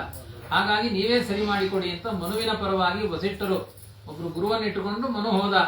ಅವ್ರು ಹೇಳಿದ್ರು. ಅವಾಗ ರುದ್ರದೇವರು ಹೇಳ್ತಾರೆ, ಮಾಸಂ ಪುಮಾಂಸ ಭವಿತಾ ಸ್ತ್ರೀ ಮಾಸಂ ತಪಸಾತವ. ನಿನ್ನ ತಪಸ್ಸಿಂದ ನಾನು ಸಂತುಷ್ಟನಾಗಿದ್ದೇನೆ. 1 ತಿಂಗಳು ಹೆಣ್ಣಾಗ್ತಾಳೆ, 1 ತಿಂಗಳು ಗಂಡಾಗ್ತಾನೆ. ಯಾಕೆಂದ್ರೆ ನನ್ನ ಹೆಂಡತಿಗೂ ಬೇಜಾರಾಗಬಾರ್ದು. ನೀವು ವರ ಕೊಟ್ಬಿಡ್ತೀರಿ, ಆಮೇಲೆ ಅದನ್ನು ಉಫಿ ಅಂತೀರಿ ಅಂತ ಅಂದ್ಬಿಟ್ರೆ, ಅದಕ್ಕೆ ಆ ಜಾಗದಲ್ಲಿ ಹೋಗಿ ಹೆಣ್ಣಾದ್ಮೇಲೆ ಅದು ಪಾರ್ವತಿಗೆ ಸಮಾಧಾನ ಆಗಬೇಕು ಅಂದ್ರೆ ಅವನು ಹೆಣ್ಣಾಗಿರ್ಬೇಕು, ಮತ್ತೆ ಇವನಿಗೂ ಸಮಾಧಾನ ಆಗಬೇಕು ಅಂದ್ರೆ ಗಂಡಾಗಿರ್ಬೇಕು ಅಂತ. ಒಂದು ರೀತಿ ಗಂಡು ಹೆಣ್ಣಾಗ್ತಾನೆ ಅಂದ್ರೆ ಅದು ಹೆಣ್ಣೆ ಅಂತಾನೆ ಅರ್ಥ. ಇತ್ತಂ ವ್ಯವಸ್ಥೆಯ ಕಾಮಂ ಸುದ್ಯುಮ್ನೋ ಅವತು ಮೇದಿನಿ. ಈ ತರ ವ್ಯವಸ್ಥೆಯಿಂದ 1 ತಿಂಗಳು ರಾಜನಾಗಿ ಆಳ್ವಿಕೆಯನ್ನ ಮಾಡ್ಲಿ, 1 ತಿಂಗಳು ಮನೇಲಿ ಕೂತ್ಕೊಂಡು ಭಕ್ರಿ ತಟ್ಲಿ ಅಂತ ಹೇಳಿದ್ರು ಅವರು ರುದ್ರದೇವರು. ಶುಕಾಚಾರ್ಯ ಹೇಳ್ತಾರೆ, ಆಚಾರ್ಯಾನುಗ್ರಹಾತ್ ಕಾಮಂ ಲಬ್ಧ್ವಾ ಪುಂಸ್ತಂ ವ್ಯವಸ್ಥೆಯ ಪಾಲಯಾಮಾಸ ಜಗತೀಂ ನಾಭ್ಯನಂದ್ಯ ಸ್ಮತಂ ಪ್ರಜಾ. ಹರಿವಂಶದಲ್ಲಿದೆ, 1 ವರ್ಷ ಆದ್ಮೇಲೆ ಅಂತ ಹೇಳ್ತಾರೆ ಅಂತ ಹರಿವಂಶದಲ್ಲಿ ಇದೇ ಕಥೆ ಇದೆ. ಯಾಕೆಂದ್ರೆ ಈಗ ಗರ್ಭಾಧಾನ ಆಗಿದೆ, ಈಗ ಹೊಟ್ಟೆಯಲ್ಲಿ ಮಗು ಬೆಳೀತಾ ಇದೆ, ಅವನು 1 ತಿಂಗಳು ಗಂಡಾದಾಗ ಮತ್ತೆ ಡೆಲಿವರಿ ಆಗೋದು ಹೇಗೆ? ಹಾಗಾಗಿ 1 ವರ್ಷ ಆದ್ಮೇಲೆ ಈ ವ್ಯವಸ್ಥೆ ಅಂತ ಹೇಳಿ ಕಳಿಸ್ತಾರೆ ರುದ್ರದೇವರು. ಆ ರೀತಿಯಾಗಿ ಆದ್ಮೇಲೆ 1 ತಿಂಗಳು ಗಂಡು 1 ತಿಂಗಳು ಹೆಣ್ಣಾಗ್ತಾ ಇದ್ದ. ತನ್ನ ಇಚ್ಛೆಯಿಂದ ಪುರುಷತ್ವವನ್ನು ಪಡೆದು ಅವನು ರಾಜ್ಯವನ್ನ ಶಾಸನ ಮಾಡ್ತಾ ಇದ್ದ. ಆದರೆ ನಾಭ್ಯನಂದನ್ ಸ್ಮತಂ ಪ್ರಜಾ, ಅವನಿಗೇನೋ ಸಮಾಧಾನ ಇತ್ತು, ಹೆಣ್ಣು ಆಗಿದ್ದೀನಿ ಗಂಡು ಆಗಿದ್ದೀನಿ, ಆ ಕಡೆ ಗಂಡನೂ ಇದ್ದಾನೆ ಹೆಂಡತಿನೂ ಇದ್ದಾಳೆ ಅನ್ನೋ ವ್ಯವಸ್ಥೆ. ನಮ್ಮ ಇತಿಹಾಸದಲ್ಲಿ ಇಂಥ ವ್ಯವಸ್ಥೆ ಇಲ್ಲ. ಅದ್ಭುತವಾದ ಒಂದು ಮಂತ್ರದ ಬಲ ಅದನ್ನು ತೋರಿಸಿಕೊಟ್ಟಿದ್ದಾರೆ. ಆದ್ರಿಂದ ಆ ಪ್ರಜೆಗಳಿಗೆ ಸಮಾಧಾನ ಆಗ್ಲಿಲ್ಲಂತೆ. ಅಂದ್ರೆ ಇದು ಎಂಥ ವ್ಯವಸ್ಥೆಗಳಿದು, 1 ತಿಂಗಳು ನಾವು ರಾಜಾದಿರಾಜ ಅನ್ಬೇಕು, ಆಮೇಲೆ 1 ತಿಂಗಳು ರಾಣಿ ಅಂತ ನೋಡ್ಬೇಕು, ಇದ್ಯಾಕೋ ಸರಿ ಆಗ್ತಾ ಇಲ್ಲ ಅಂತ ನಾಭ್ಯನಂದನ್ ಅವರಿಗೆ ಸಂತೋಷ ಆಗಲಿಲ್ಲ. ಆ ಸಮಯದಲ್ಲಿ ಸುದ್ಯುಮ್ನನಿಗೆ ಗಂಡಾದಾಗ 3 ಜನ ಮಕ್ಕಳಾದ್ರಂತೆ. ಹೆಣ್ಣಾದಾಗಲೂ ಹೊಡೆದಿದ್ದಾನೆ ಪುರೂರವನನ್ನ.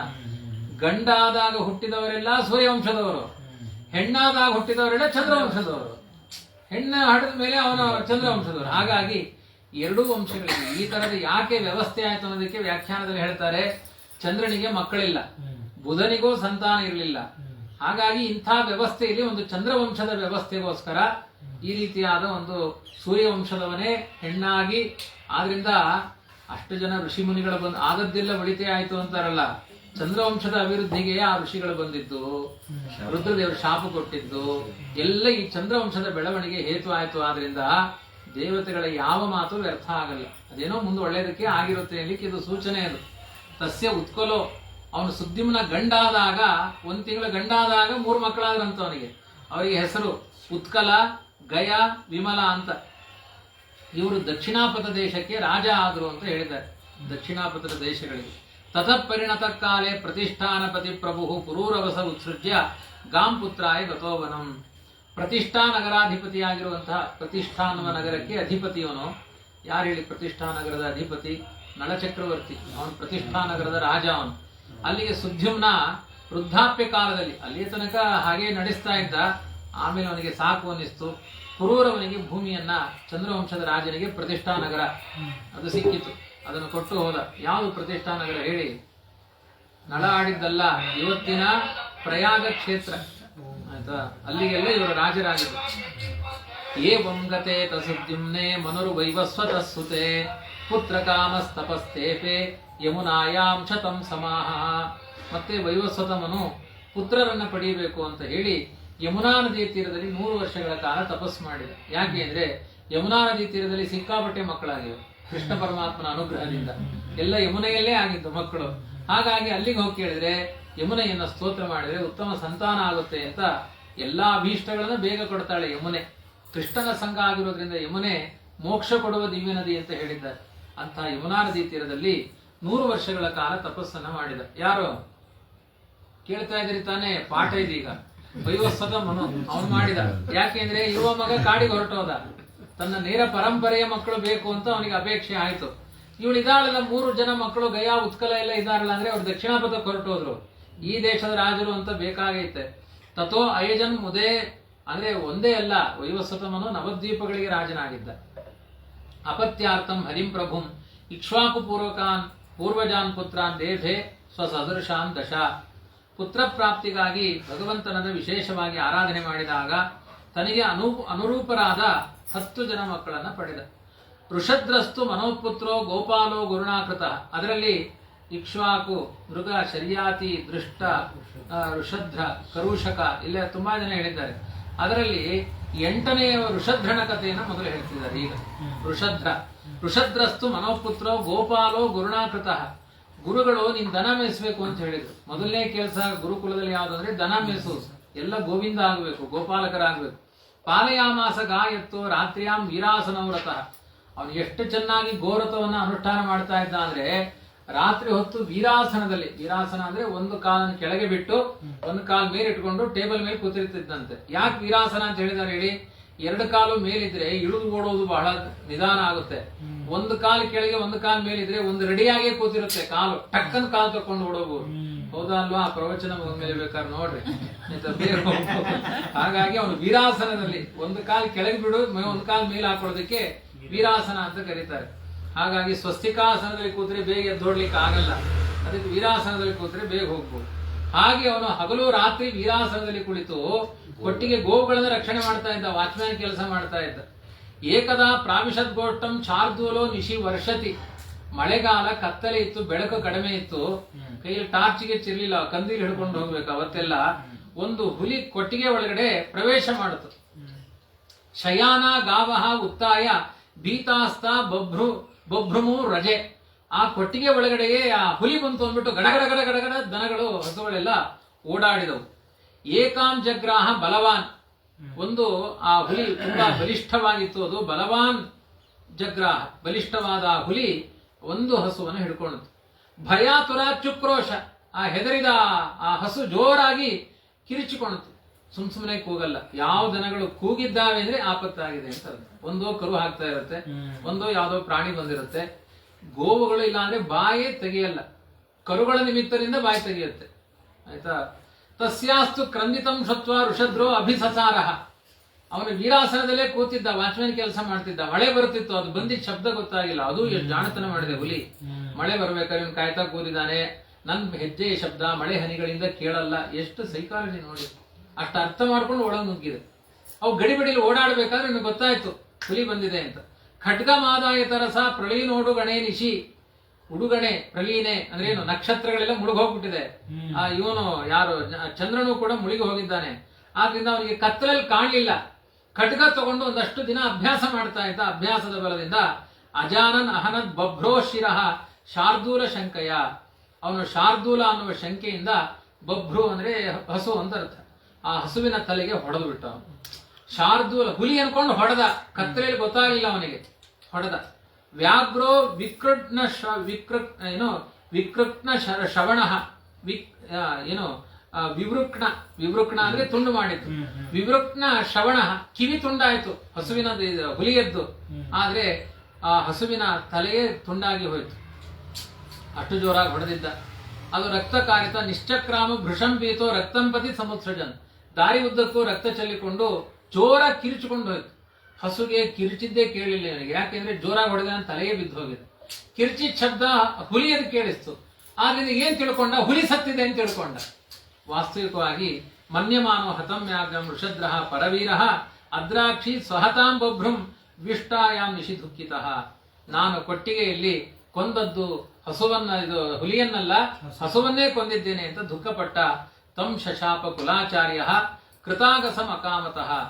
ವೃಷದ್ರ ಬುದ್ಧಿಪೂರ್ವಕವಾಗಿ ಅಪರಾಧ ಮಾಡಿದ್ದಲ್ಲ, ಗೊತ್ತಿಲ್ಲದೆ ಮಾಡಿದ್ದು.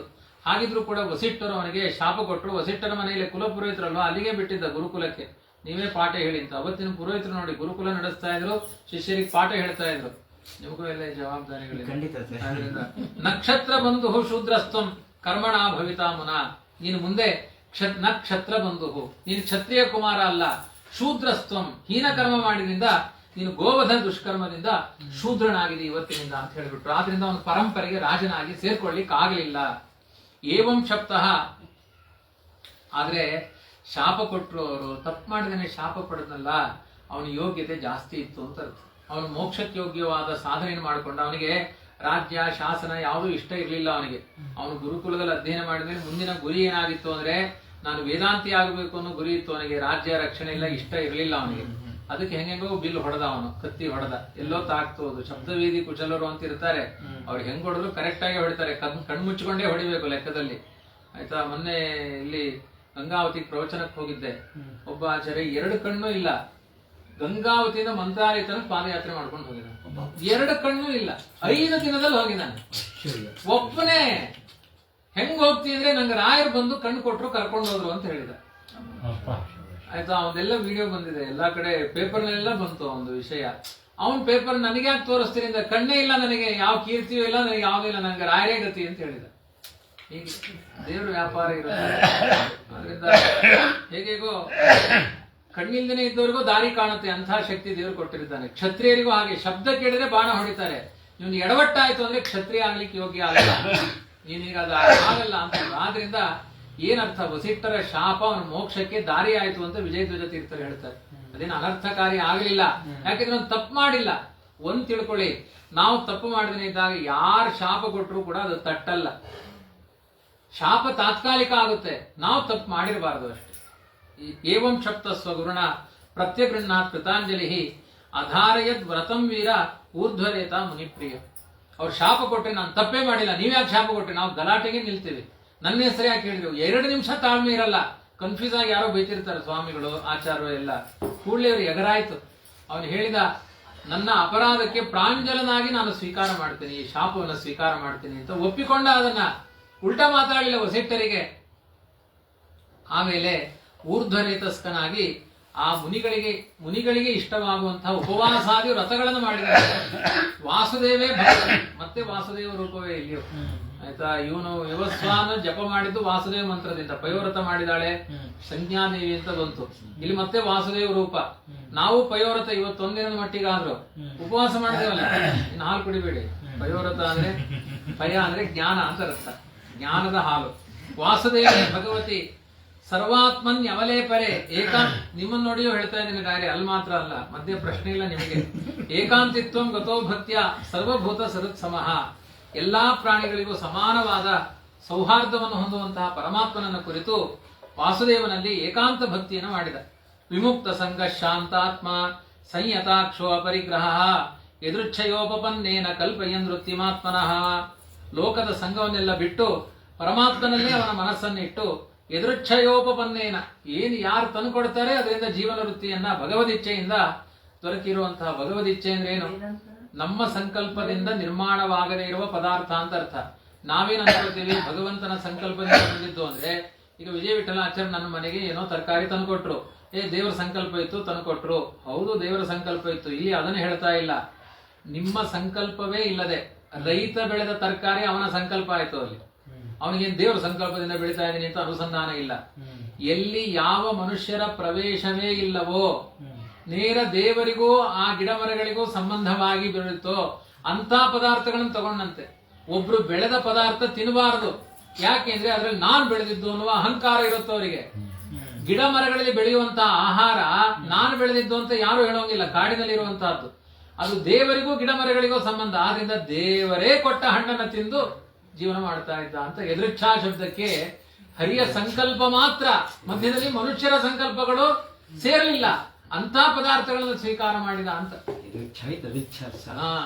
ಅದರ ಜೊತೆಗೆ ಇನ್ನೂ ಹೇಳ್ತಾರೆ, ಈ ಗೋವುಗಳಿಗೆಲ್ಲ ಗೋವುಗಳು ಶ್ರೇಷ್ಠ ಯಾಕೆ ಅಂದ್ರೆ, ಗೋವುಗಳು ಕಾಡಿಗೆ ಹೋಗಿ ಮೇವು ತಿನ್ಕೊಂಡು ಬರೋದು ಗೋವುಗಳು ಅಂತ ಕರೀತಾರೆ. ಹಿಂಡಿ ತಿನ್ನುವ HF ಜರ್ಸಿಗಳಿಗೆ ಗೋವುಗಳು ಅಂತ ಕರೆಯಲ್ಲ. ಯಾಕೆ ಅಂದ್ರೆ ಅದು ಎದೃಚ್ಛಾ ಲಾಭದಿಂದ ಇರುವ ಪದಾರ್ಥವನ್ನ ತಿಂದು ಬಂದು ಹಾಲು ಕೊಡುತ್ತೆ. ಆದ್ರಿಂದ ಗೋವು ಶ್ರೇಷ್ಠ. ದೇವರಿಗೆ ಹಾಲು ಯಾಕೆ ಶ್ರೇಷ್ಠ ಅಂತಂದ್ರೆ, ದೇವರ ಸಂಕಲ್ಪದಿಂದ ಬೆಳೆದ ಹುಲ್ಲನ್ನ ತಿಂದು ಬರುತ್ತೆ. ಅದಕ್ಕೆ ಮತ್ತೆ ಉಪ್ಪಿಲ್ಲ, ಹುಳಿ ಇಲ್ಲ, ಖಾರ ಇಲ್ಲ, ಶುದ್ಧ ಆಹಾರ ಅದು, ಅವಿಷ್ಯಾನ್ನ. ನಾವಾದ್ರೆ ಅಯ್ಯೋ ಅದೇ ಹುಳಿಯನ್ನ ತಿಂದು ಬೇಜಾರಾಗಿದೆ, ಪಲಾವ್ ಮಾಡು ಅಂತೀವಿ. ನೀವು ಆತರ ಪಲಾವ್ ಮಾಡಿ ದನಕ್ಕೆ ಹಾಕಿದ್ರೆ ತಿನ್ನಲ್ಲ ಅದು. ಅದಕ್ಕೆ ಹಸಿರು ಹುಲ್ಲು ಜನ್ಮದಿಂದ ಸಾಯುವ ತನಕ ಒಂದೇ ಮೆನು. ನೀವು ಹಾಗಿರ್ಲಿಕ್ಕಾಗುತ್ತಾ? ನಾವು ಹಾಗಿರ್ಲಿಕ್ಕಾಗತ್ತ? ಎಷ್ಟೇ ಕುಂಬಳಕಾಯಿ ಹುಳಿ ಅಂದ್ರೂ ಕೂಡ ಒಂದಿನ ಬೇರೆ ಮೆನು ಅಂತ ಹೇಳ್ತೀವಿ ನಾವು. ಆ ತರ ಇಲ್ಲೇ ಇಲ್ಲ. ಅಷ್ಟು ದೇವರ ಸಂಕಲ್ಪಕ್ಕೆ ಅನುಗುಣವಾಗಿ ವರ್ತಿಸುವ ಶಕ್ತಿ ಗೋವುಗಳಲ್ಲಿದೆ. ಅದನ್ನ ಗೋರಥ ಅಂತ ಕರೆದಿದ್ದಾರೆ.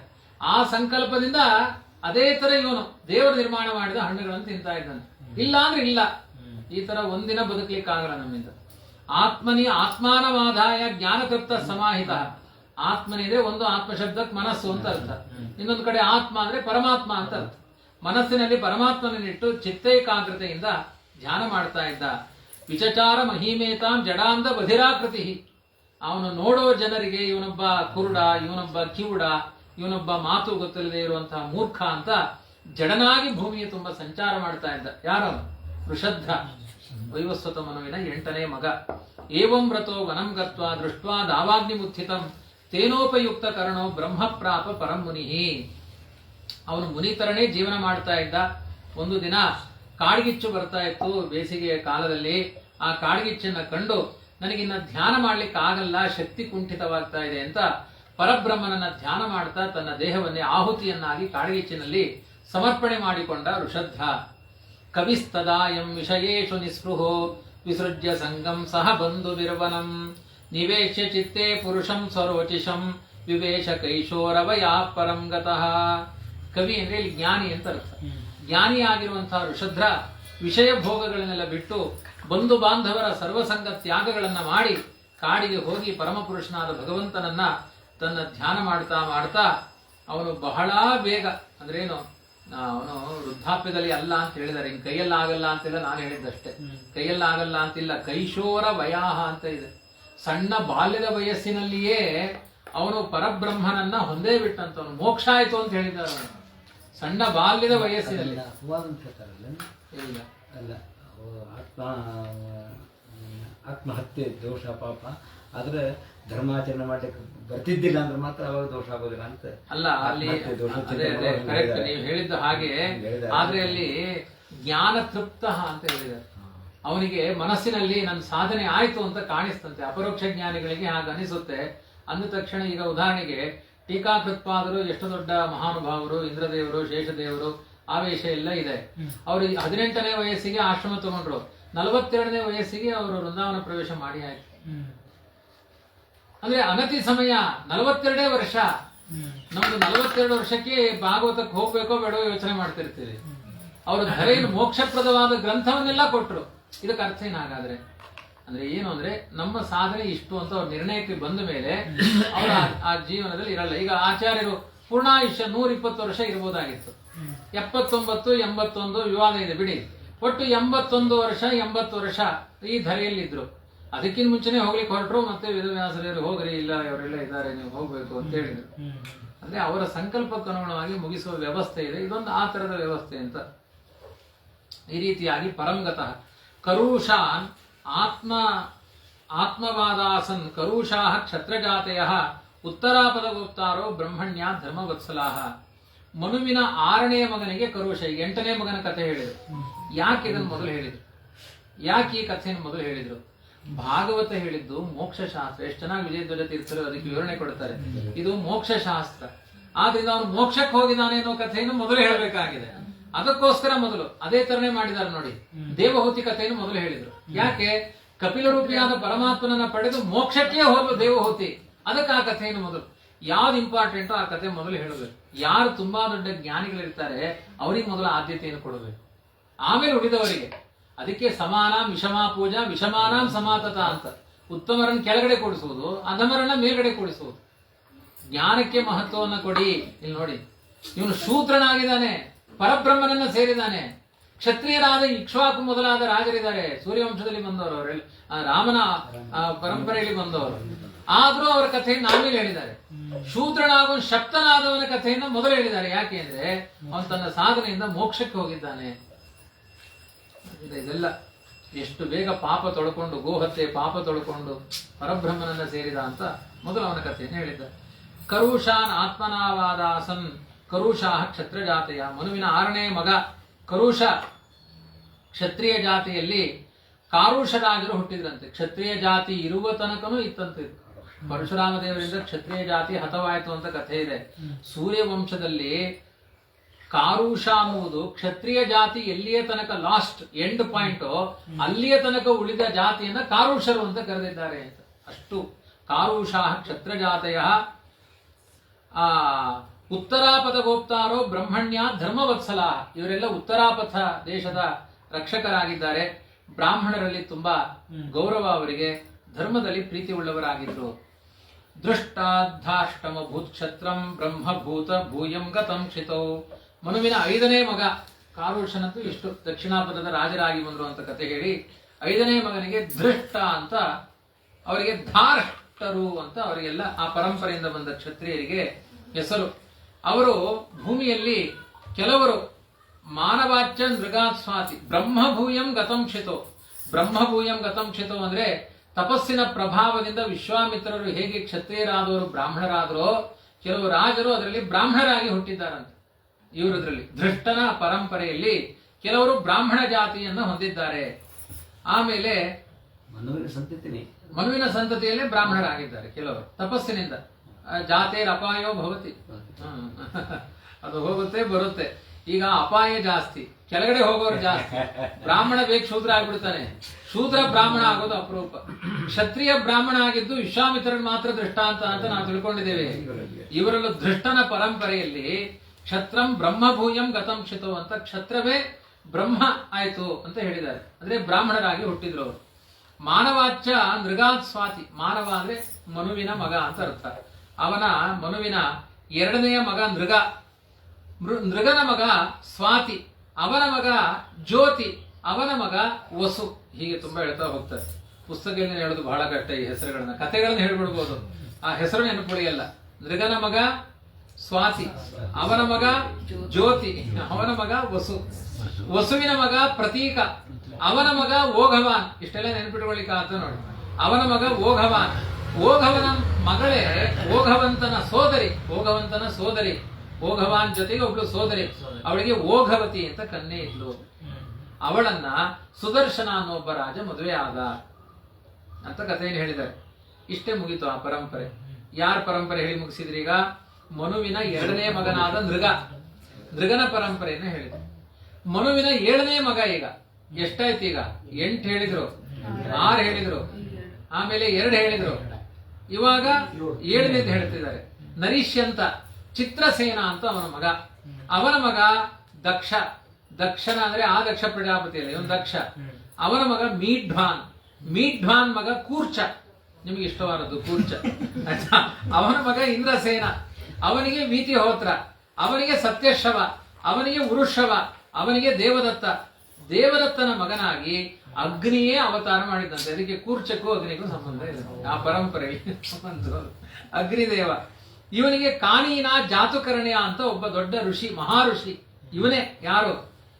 ಇವನು ಹುಟ್ಟಿದ್ನಲ್ಲ ಅಗ್ನಿದೇವ, ದೇವದತ್ತನ ಮಗನಾಗಿ ಹುಟ್ಟಿದ ಅಗ್ನಿಯೇ ಅವನಿಗೆ ಕಾನೀನ ಅಂತ ಹೆಸರು. ಅವನಿಗೆ ಇನ್ನೊಂದು ಹೆಸರು ಜಾತುಕರ್ಣ್ಯ ಅಂತ ಇನ್ನೊಂದು ಹೆಸರು. ತಥೋ ಬ್ರಹ್ಮಕುಲಂ ಜಾತಂ ಅಗ್ನಿವೇಶ್ಯಾಯನಂ ನೃಪ. ಜಾತುಕರ್ಣ್ಯನಿಂದ ಅಗ್ನಿವೇಶ್ಯಾಯನ ಅಂತ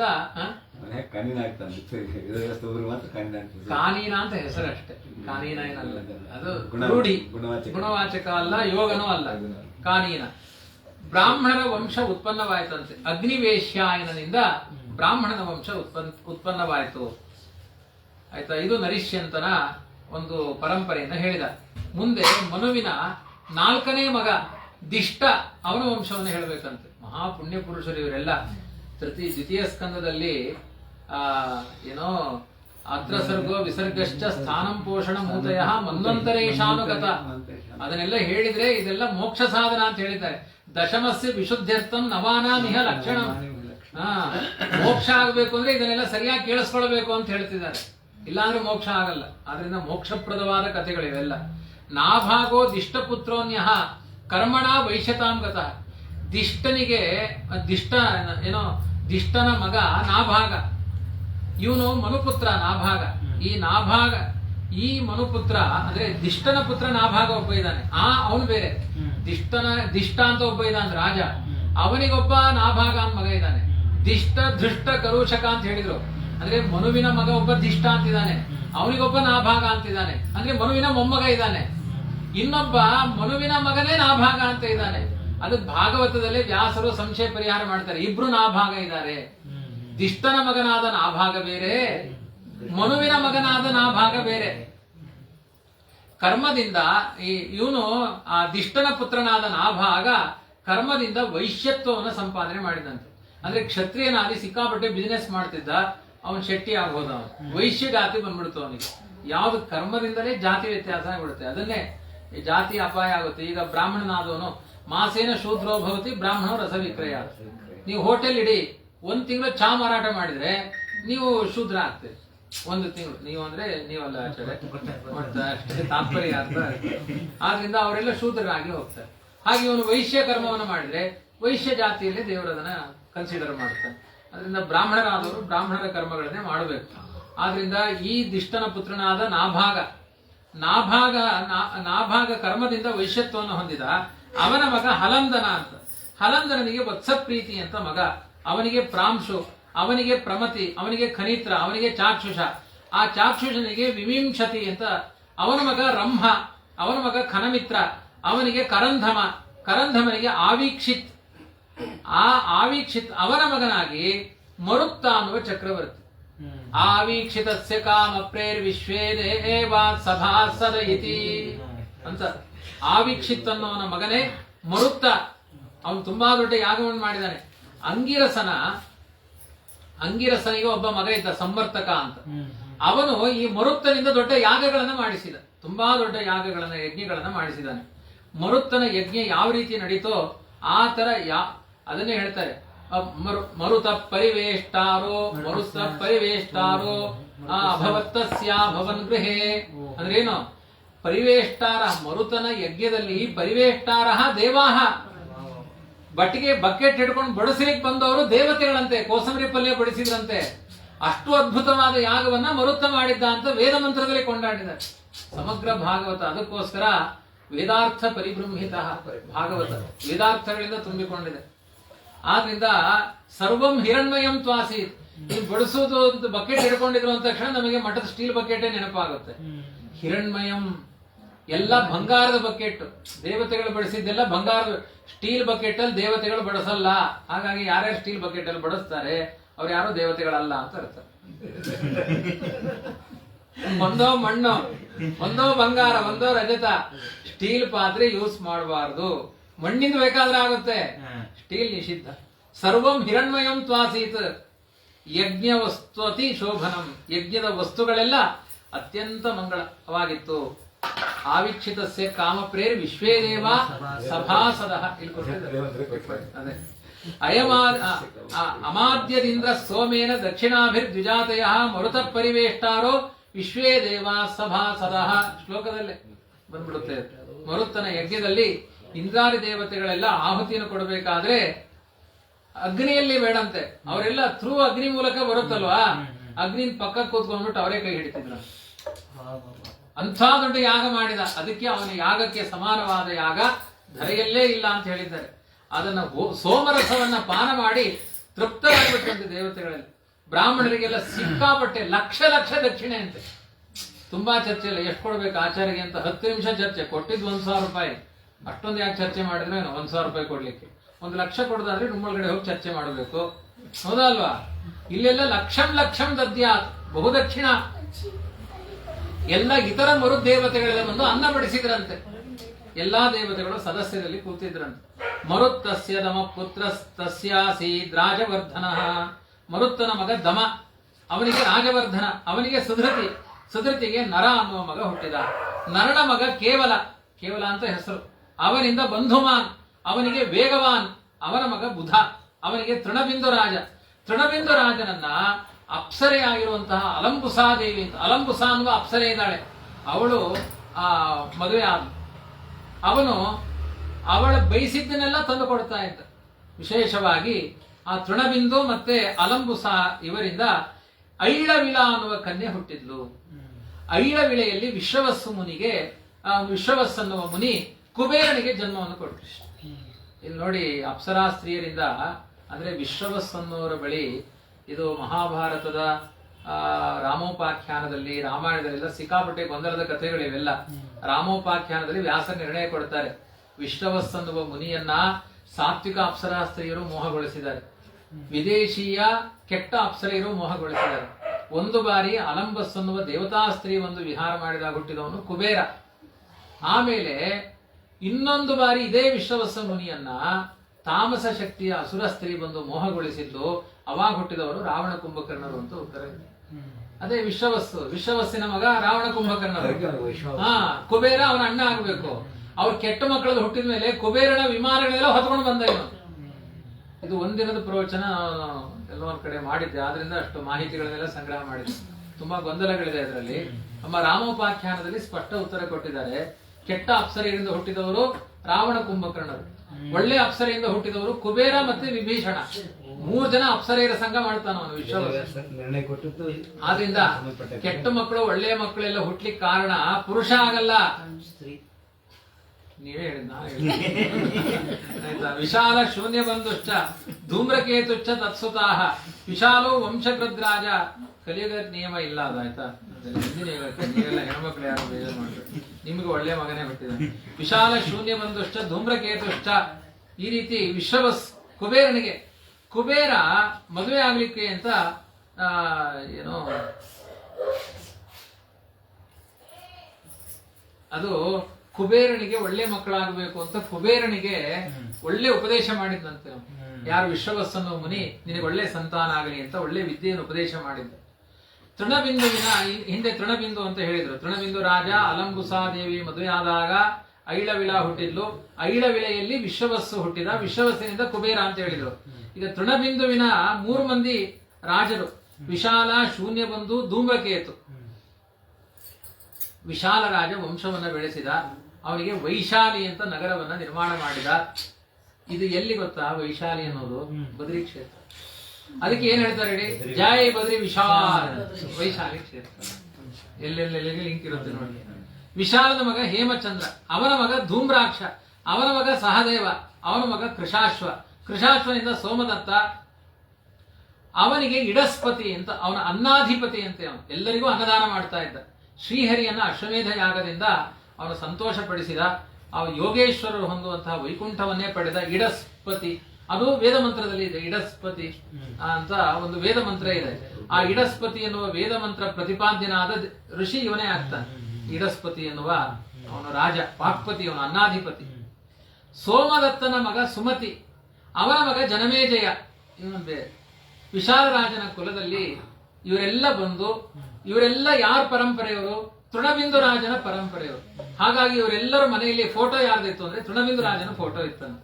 ಅವನ ಕೀರ್ತಿಯನ್ನ ಉಚ್ಚಾಯ ರೀತಿಯಲ್ಲಿ ಹೋಗುವ ಹಾಗೆ ಮಾಡಿದ್ರು ಅಂತ 3 ಅಧ್ಯಾಯದ ಕಥೆ ಮುಗಿದಿತ್ತು. ಹರೇ ನಮಃ ಶ್ರೀಕೃಷ್ಣ. ಏನಿಲ್ಲ ಆಚಾರ್ಯ, ಏನೋ ಏಕಾದಶಿ ನಿಮ್ಮಂತ ಜ್ಞಾನಿಗಳ ಮುಂದೆ ಹೇಳಿದ್ದು ಇವತ್ತು ಏಕಾದಶಿ ಸಾರ್ಥಕ ಆಯ್ತು.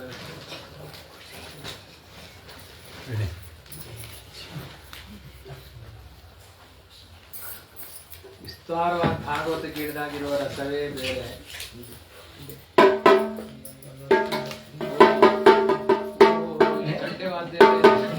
ಗಂಟೆನೆ ಬರ್ತಿಲ್ವಲ್ಲೋ.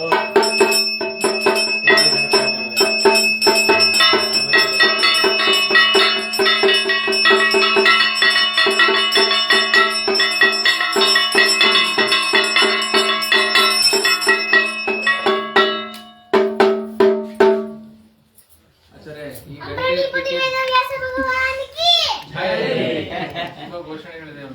ಈ ಗಂಟೆ ಎತ್ತಲಿಕ್ಕೆ ನಾನು ದ್ವಾರಕೆಗೆ ಬರ್ಬೇಕು.